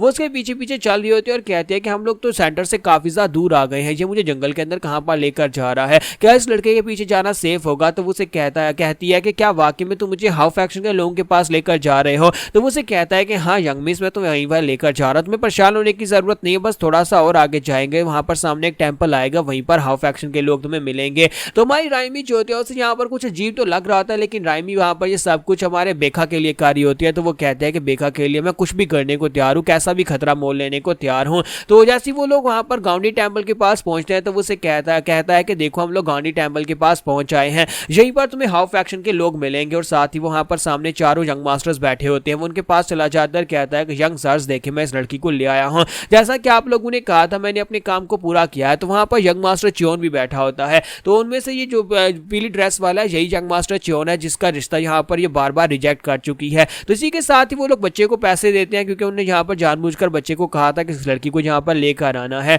तो बच्चा उनसे कहता है कि सर आपका बहुत बहुत शुक्रिया, अगली बार अगर कोई काम हुआ तो मुझे जरूर याद करिएगा। और वो अपने पैसे लेकर वहां से वापस की तरफ चल पड़ता है। जैसे वो यहाँ पर रास्ते में जाते हुए राइमी की तरफ देखता है, तो वो तो काफी ज्यादा खुश हो रहा था, मुस्कुराता हुआ आगे बढ़ रहा था, लेकिन राइमी वहां पर डर के मारे कांप रही होती है। तो उसे देखने के बाद उसे कहता है यंग मिस तुम्हें घर से निकलना ही नहीं चाहिए था, क्या तुम्हें पता नहीं है कि ये म्यूनिख एक ऐसी जगह है जहां पर जगह जगह के ऊपर धोखा दिया जाता है, हर मोड़ के ऊपर जिंदगी में धोखा मिलता है, और तुम्हें यहाँ पर इस बारे में खुद पता होना चाहिए था कि इस तरह से इतनी आसानी से तुम्हें यहाँ पर हाउ फैक्शन के लोग कैसे मिल सकते हैं। ये तुम्हारी अपनी गलती है कि तुम मेरे पीछे यहाँ पर आ गए। और इसी के साथ ही वो बच्चा जो होता है वहां पर से भागकर चला जाता है। उसके चले जाने के बाद हमारी यंग मिस राइमी जो होती है वो सोच रही होती है कि इस लड़के ने बिल्कुल ठीक कहा, इस जगह के अंदर यानी म्यूनिख एक ऐसी जगह है जहां पर हर जगह के ऊपर धोखा मिलता है। तो वो चारों यंग मास्टर्स जो होते हैं उसे चारों तरफ से घेर लेते हैं। और इसी के साथ ही हमारे राइमी जो होती है उसे कहते हैं कि मास्टर च्योन इस बात का क्या मतलब है, मैंने तुमसे शादी करने से मना क्या कर दिया, तुम यहाँ पर क्या मुझे इस तरह से हैरास करना चाहते हो। तो यंग मास्टर च्योन उसे कहता है कि लेडी डोंग बैंक किसे पता था कि तुम यहाँ पर खुद हमारे साथ मजे करने के लिए इस जगह के ऊपर पहुंच जाओगी।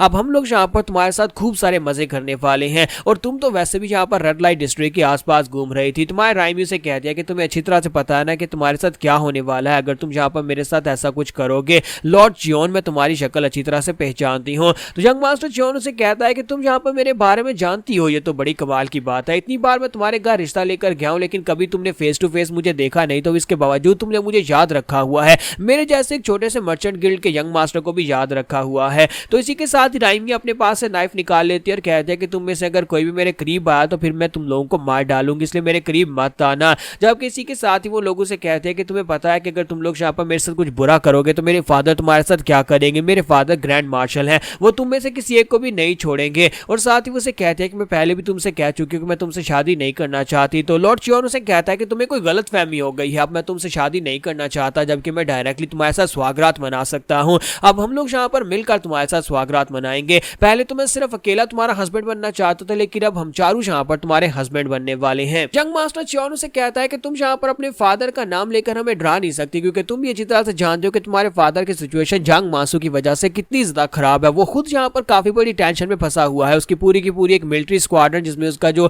खास जनरल था उसका जनरल मोयोंग वो भी मर चुका है। तो इसका मतलब यह है कि वो पहले से कमजोर हो चुका है। अब चाहे तुम यहाँ पर कुछ भी कर लो, वैसे भी यहाँ पर तुम्हारी शादी किसी ना किसी के साथ तो हो ही जाएगी। तुम्हारे फादर को किसी ना किसी फैमिली के साथ पॉलिटिकल मैरिज तुम्हारी करवानी पड़ेगी। तो इसी के साथ ही हमारी जो राइमी होती है पीछे की तरफ हटती है और कहते हैं कि ऐसा कुछ भी नहीं हो सकता, मेरे फादर मुझसे बहुत ज्यादा प्यार करते हैं और वो मुझे बचाने के लिए कुछ भी करेंगे। जब किसी के साथ एक यंग मास्टर पीछे से आगे बढ़ता है और आकर उसके साथ लिपट जाता है, यानी उसे गले से पकड़ लेता है और साथ उसके हाथ से नाइफ भी गिर जाता है। तो वो कहता है कि अब यहाँ पर चुपचाप खड़ी रहो, तुम्हें बस यहाँ पर चुपचाप लेटे रहना है, बाकी सब कुछ काम तो हम चारों यहाँ पर करना जानते हैं, हम लोग कर लेंगे। जबकि वो उनसे कह रही होती है कि मुझे जाने दो, अभी मुझे जाने दो, वरना मैं तुम सभी लोगों को मार डालूंगी, मेरे फादर तुम लोगों को बिल्कुल भी नहीं छोड़ेंगे। लेकिन वो लोग कहा जहाँ पर उसकी धमकियां सुनने वाले हैं। तो उनमें से एक उसे कहता है कि मुझे लगता है कि तुम यहाँ पर हम चारों से अगर शादी कर लेती हो, अगर हम चारों के साथ स्वागरात मना लेती हो, तो इससे तुम्हारे फादर को ही फायदा होने वाला है। तुम्हारे फादर को यहाँ पर 4 पॉलिटिकल फैमिलीज उनकी बैकग्राउंड सपोर्ट मिल जाएगी, और अगर तुम हर रोज हमारे पास आती हो तो फिर तुम्हारे फादर को हम लोग फुल सपोर्ट करेंगे।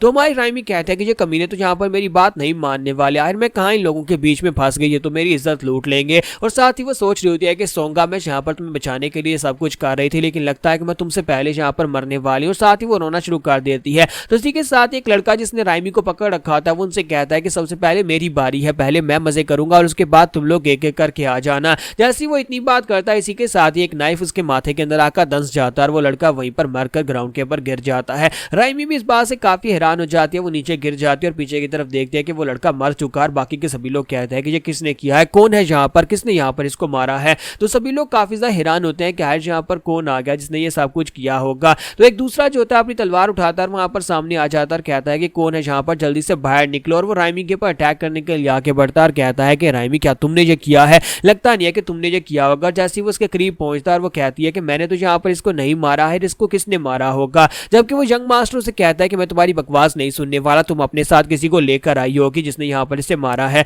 इतनी देर में साइड के ऊपर से दो और कुनाइफ नाइफ उसकी तरफ उड़ते हुए आते हैं, उस लड़के के ऊपर आकर लगते हैं। एक के साथ उसका बाजू कट जाता है और एक के साथ उसकी गर्दन काट के ग्राउंड के ऊपर गिर जाती है और वो लड़का भी वहीं पर मर जाता है। तो राइमी इस बात से और भी हैरान हो जाती है कि अब यहाँ पर ये किसने किया होगा। अब सिर्फ और सिर्फ दो ही यंग मास्टर्स बचते हैं, यंग मास्टर चियोन और दूसरा यंग मास्टर। वो लोग भी इस बात से काफी हैरान हो रहे होते हैं। तो हमारी राइमी कहती है कि आज यहाँ पर चल क्या रहा है, कौन यहाँ पर इनके ऊपर अटैक करके इनको मार रहा है। तो इसी के साथ ही वहां पर कुछ असैसिन्स निकल आते हैं और वो लोग आने के बाद कहते हैं कि अनफॉर्चुनेटली तुम्हारी गेम यहाँ पर खत्म होती है, तुम लोग इस लड़की के साथ स्वागत नहीं मना सकते क्योंकि तुम सभी लोग यहीं पर मरने वाले हो। तो वो असैसिन्स जो होते हैं वो भी यहाँ पर हमारी डोंगबैंग राइमी को मारने के लिए आए होते हैं और वहां पर आने के बाद वो कहता है कि तुम लोगों का बहुत बहुत शुक्रिया जो तुम लोग राइमी को इस जगह के ऊपर लेकर आ गए जहां पर कोई भी हमें ये करते हुए नहीं देख पाएगा। अब हम लोग यहाँ पर बिना किसी गवाह के इसको मार सकते हैं और तुम लोग क्योंकि यहाँ पर इस बात के गवाह, तुम्हें भी यहाँ पर मरना होगा। वो दोनों यंग मास्टर्स बहुत ज्यादा घबरा जाते हैं, उनमें से एक भागना शुरू कर देता है और कहता है कि मैं यहाँ पर नहीं रुकने वाला, मैं तो मजे करने के लिए आया था लेकिन मैं मरना नहीं चाहता।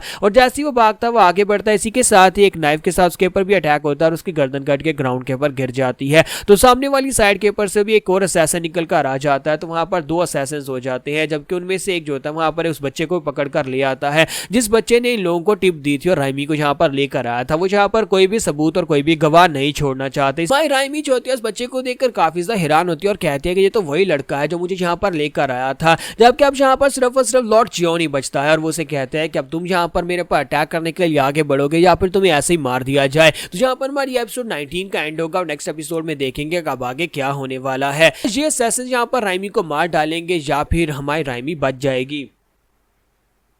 तो लास्ट एपिसोड के एंड पे हमने देखा था कि सिर्फ और सिर्फ लॉर्ड चियोन ही वहां पर जिंदा बचता है और बाकी के सभी लोग जो होते हैं वो मर जाते हैं। और असैसिन जो होते हैं उसे कहता है कि अब तुम आगे बढ़ने वाले हो या फिर मैं आगे बढ़ के तुम्हें मार डालूं। फिर साथ ही वहां पर तीसरा असैसिन भी पहुंच जाता है और इसी के साथ ही चौथा पहुंच जाता है और पांचवा भी। तो वहां पर टोटल 5 असैसिन होते हैं जिन लोगों ने यहाँ पर इन्हें चारों तरफ से घेर लिया होता है। लॉर्ड चियोन कहता है कि मेरे बचने के चांसेस बहुत ज्यादा कम है, ये लोग इतनी आसानी से मुझे बिल्कुल भी नहीं छोड़ने वाले। तो यंग मास्टर चियोन वहीं पर घुटने टेक देता है और कहता है कि प्लीज प्लीज यहाँ पर मुझे मत मारो, मैं यहाँ पर एक मर्चेंट गिल्ड का यंग मास्टर हूं, अगर तुम लोग मेरी जान बख्श देते हो तो मेरे फादर तुम्हें ढेरों सारा पैसा देंगे। तो इसी के साथ ही मैं तुम्हारे लिए कुछ भी करने को तैयार हूंगा। तो इसी के साथ ही वो बंदा जो होता है उसे कहता है क्या वाकई में तुम यहाँ पर मेरे लिए कुछ भी करने को तैयार होगे। तो वो कहता है हाँ मैं कुछ भी करने को तैयार हूँ। तो असैसिन जो होता है वहीं पर उसके सर में अपना अपना हथियार मारता है और उसे कहता है तो फिर यहाँ पर मेरे सामने मर जाओ, तुम्हें सिर्फ और सिर्फ इतना ही करने की जरूरत है। तो लॉर्ड चियोन बेचारा जो खुश हो रहा था वो भी यहाँ पर अब मर जाता है। तो लॉर्ड चियोन के मरने के बाद इसी के साथ ही वो असैसिन का लीडर जो होता है राइमी की तरफ देखता है और कहता है तो क्या यही लड़की डोंगबैंग री है, यानी कि इस लड़की को मारने के लिए हमें यहाँ पर भेजा गया है।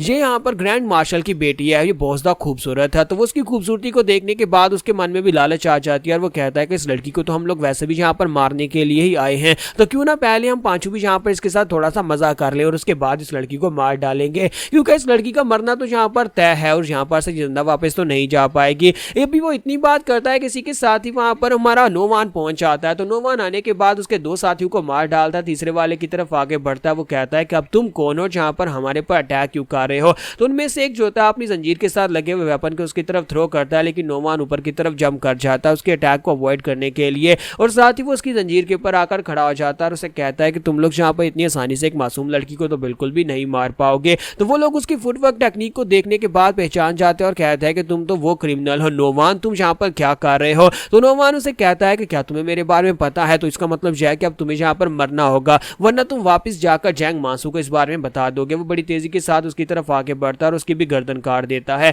तो नोवान जो होता है वहां पर जितने लोग होते हैं, जितने भी असैसिन्स होते हैं, उन सभी लोगों को मार डालता है और साथ ही वो खुद भी सोच रहा होता है कि यार मैं इस जगह के ऊपर क्यों, मैं इस लड़की को बचा क्यों रहा हूं, मुझे खुद भी समझ नहीं आ रही। प्राइमी भी इस बात से काफी ज्यादा हैरान होती है कि पहले यहाँ पर 4 यंग मास्टर्स, फिर यहाँ पर 5 असैसिन और अब यहाँ पर एक और बंदा आ गया जो कि यहाँ पर इन सभी लोगों को मार रहा है। क्या ये बंदा यहाँ पर उसकी मदद कर रहा है। तो वो परेशान खड़ी होती है कि क्या ये बंदा वाकई में उसकी उसकी मदद करने के लिए सब कुछ कर रहा है। तो नोमान वहां पर असैसिन्स के साथ फाइट कर रहा था और असैसिन्स जो होते हैं वो सोच रहे होता है कि ये कोई आम सा मार्शल मास्टर नहीं है बल्कि ये काफी ज्यादा स्पेशल मार्शल मास्टर है, हमें इससे बचना ही होगा क्योंकि हम लोग यहाँ पर अगर रुके तो हम लोग मारे जाएंगे। तो उनमें से जब आखिरी वाला मरता है तो उसके साथ जो एक होता है वो भागने की कोशिश करता है। तो वो कहता है कि यार तुम यहाँ पर ऐसा कर क्यों रहे हो, तुम तो हमारे साथ हो, फिर तुम यहाँ पर हमारे मिशन के बीच में क्यों आ रहे हो, तुम्हारा मिशन भी तो सेम ही था। और इसी के साथ ही नोमान जो होता है वहां पर उसके अटैक को भी ब्लॉक करता है और उस बंदे को भी आखिरी वाले को भी मार डालता है और कहता है कि मेरा यहाँ पर इस सबसे कोई लेना देना नहीं और मैं तुम्हारे जैसा बिल्कुल भी नहीं हूं और मुझे इस बात का कोई आइडिया नहीं है कि मैं ये सब कुछ कर क्यों रहा हूं। तो उन सभी के मरने के बाद नोमान अपनी तलवार वापस रखता है और वहां पर चुपचाप खड़ा होता है, सोच रहा होता है कि मैंने यहाँ पर क्या कर दिया, क्या मैंने यहाँ पर कुछ ज्यादा तो नहीं कर दिया, लगता है कि मुझे यहाँ पर अब भागना पड़ेगा क्योंकि अब मैंने यहाँ पर जैंग मांसू के भेजे हुए असैसिन्स को मार दिया है। इसका मतलब यह है कि जैंग मांसू मुझे बिल्कुल भी नहीं छोड़ने वाला। लेकिन अब जबकि मैंने यहाँ पर इन सभी लोगों को मार ही दिया है तो फिर इस बात से कोई फर्क नहीं पड़ता। तो इसी के साथ ही राइमी आगे बढ़ते हैं, उसे थैंक यू बोलते हैं और कहते हैं कि तुम्हारा बहुत बहुत शुक्रिया, तुमने मेरी जान बचा ली, तुम्हारी वजह से मैं अभी जिंदा हूँ। जबकि नोमान उसकी तरफ देखता है, बिल्कुल खामोश होता है, उसकी आंखों की तरफ देखता है, उसकी मोटी मोटी आंखें वहां पर उसे दिखाई दे रही होती हैं। वो साथ ही कहता है कि मुझे लगता है कि मैंने इस लड़की की सिर्फ इन मोटी आंखों की वजह से ये सब कुछ किया है क्योंकि मैंने इस लड़की को वहां पर एक बार देखा, मेरा दिल धड़का था और साथ ही वो वहां पर शर्मा रहा था। उसी के साथ ही उसे कुछ कहना चाहता है, वो पीछे मुड़ जाता है और कहता है कि तुम जिसको ढूंढ रही हो वो इस वक्त जिन वी की तरफ है, जिन जीवी की तरफ आगे बढ़ो और वहां पर तुम्हें वो मिल जाएगा। तो हमारे राइमी से कहते हैं कि इस बात का क्या मतलब है। तो नोमान उसे कहता है कि मैंने कहा कि जिनवी की तरफ आगे बढ़ो, जिसे तुम ढूंढ रही हो तुम्हें वो वहां पर मिलेगा और दोबारा जहां पर इस तरह के जंगल में मत आना जहां पर इस तरह के यंग मास्टर्स तुम्हारा वेट कर रहे हो। तो वो कहती है कि सर आपका बहुत बहुत शुक्रिया, मैं आपके इस एहसान को याद रखूंगी। नोमान वहां से पीछे मुड़ जाता है और इसी के साथ ही राइमी भी वहां पर से पीछे मुड़ जाती है। जबकि नोमान वहां पर रुकने के बाद पीछे की तरफ मुड़ता और कहता है उम्मीद करता हूं कि तुम वहां तक पहुंच पाओगी क्योंकि अगर तुम जिंदा रह पाई तभी तुम जिनवी तक पहुंच पाओगी और उस लड़के से मिल पाओगी जिसे तुम ढूंढने के लिए जा रही हो। तो यही पर से नेक्स्ट सीन जो होता है अंडरग्राउंड प्रिजन का दिखाया जाता है जहां पर कुछ सोल्जर्स जो होते हैं वो अंडरग्राउंड प्रिजन में हमारे बेखा को लेने के लिए आते हैं। तो वो जेल के सामने आकर खड़े हो जाते हैं और आकर गार्ड्स जो होते हैं उनको हटाकर वहां पर दरवाजा खोलकर हमारे बेखा से कहते हैं कि जल्दी से उठ जाओ सोंगबेक, तुम्हारे ट्रायल का वक्त आ चुका है, इस वक्त तुम्हारी इंटेरोगेशन होनी है। तो सोंगबेक उनके साथ चल तो पड़ता है लेकिन सोंगबेक भी हैरान हो रहा था कि रात के वक्त कौन सी इंटेरोगेशन हो रही है, चाहे कोई भी क्रिमिनल क्यों ना हो, सारी की सारी इंटेरोगेशन दिन के वक्त होती है, रात के वक्त कोई भी इंटेरोगेशन नहीं होती। तो वहां पर 5 सोल्जर्स होते हैं, 3 उसके आगे 2 उसके पीछे और वो सेंटर में उनके चल रहा होता है। सोच रहा होता है कि मुझे लगता है कि यहाँ पर इसमें कोई ना कोई तो गड़बड़ जरूर है, ये लोग मुझे मारने के लिए लेकर जा रहे हैं, मुझे लगता है कि ये लोग यहाँ पर ऑफिशियल सोल्जर्स नहीं है बल्कि ये लोग कोई असैसिन्स हैं जिन्हें यहाँ पर मुझे मारने के लिए भेजा गया है।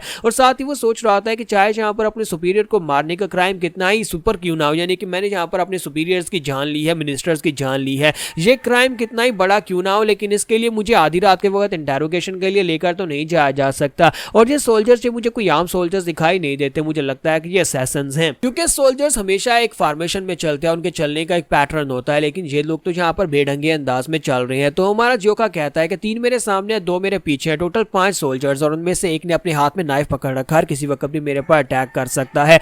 इससे पहले कि ये कमीने लोग मेरे पर अटैक करें मुझे यहाँ पर स्टार्ट करना होगा। इसी के साथ हमारा बेखा जो होता है वहीं पर से घूमता है, वो नीचे की तरफ घूमने के बाद पीछे यानी कि पीछे की तरफ घूमकर अपनी किक मारता है, डोंकी किक के साथ ही एक वाले की गर्दन पर अपनी टांग मारता है। जैसे वो एक वाले की गर्दन पर टांग मारता है तो उसकी गर्दन टूट जाती है और वो बेचारा वहीं पर मर जाता है। और बाकी के 4 जो होते हैं अपने वेपन्स निकाल लेते हैं और कहते हैं कि तुम्हारी हिम्मत कैसी हुई हमारे पर अटैक करने की। जबकि हमारा बेखा कहता है कि एक मर गया, अब यहाँ पर 4 बचे हैं। ठीक है, साथ ही हमारा बेखा उन लोगों से कहता है कि मुझे नहीं पता कि तुम लोग कौन हो लेकिन तुम सोल्जर्स नहीं हो, जल्दी से मेरे पर अटैक करने के लिए आगे बढ़ो, मेरे पास इतना समय नहीं है। तो वो लोग भी समझ जाता है कि इसे पता चल चुका है। तो वो लोग कहते हैं कमीने कहीं कि हम तुम्हें मारने के लिए लेकर जा रहे थे, लगता है कि तुम इसी जगह के पर मरना चाहते हो और तुम्हें मरने की बहुत ज्यादा जल्दी है। और वो चारों बड़ी तेजी के साथ अटैक करने के लिए आगे बढ़ते हैं, लेकिन थोड़ी देर के बाद दिखाता है कि वहां पर ब्लड बिखरा पड़ा होता है, उनमें से एक दीवार के साथ पटक कर मर चुका होता है, जबकि दूसरा जो होता है उसकी गर्दन के ऊपर हमारा बेखा जो होता है वो बाइट मार रहा होता है। क्योंकि बेखा के हाथ बंधे होते हैं, इसी वजह से वो यहाँ पर उनको मारने के लिए अपने दांतों का इस्तेमाल कर रहा होता है। वहां पर उन चारों के अपने चारों की गर्दन के ऊपर वो काटता है और उनकी नसें काट देता है, जिसकी वजह से वो लोग मर जाते हैं।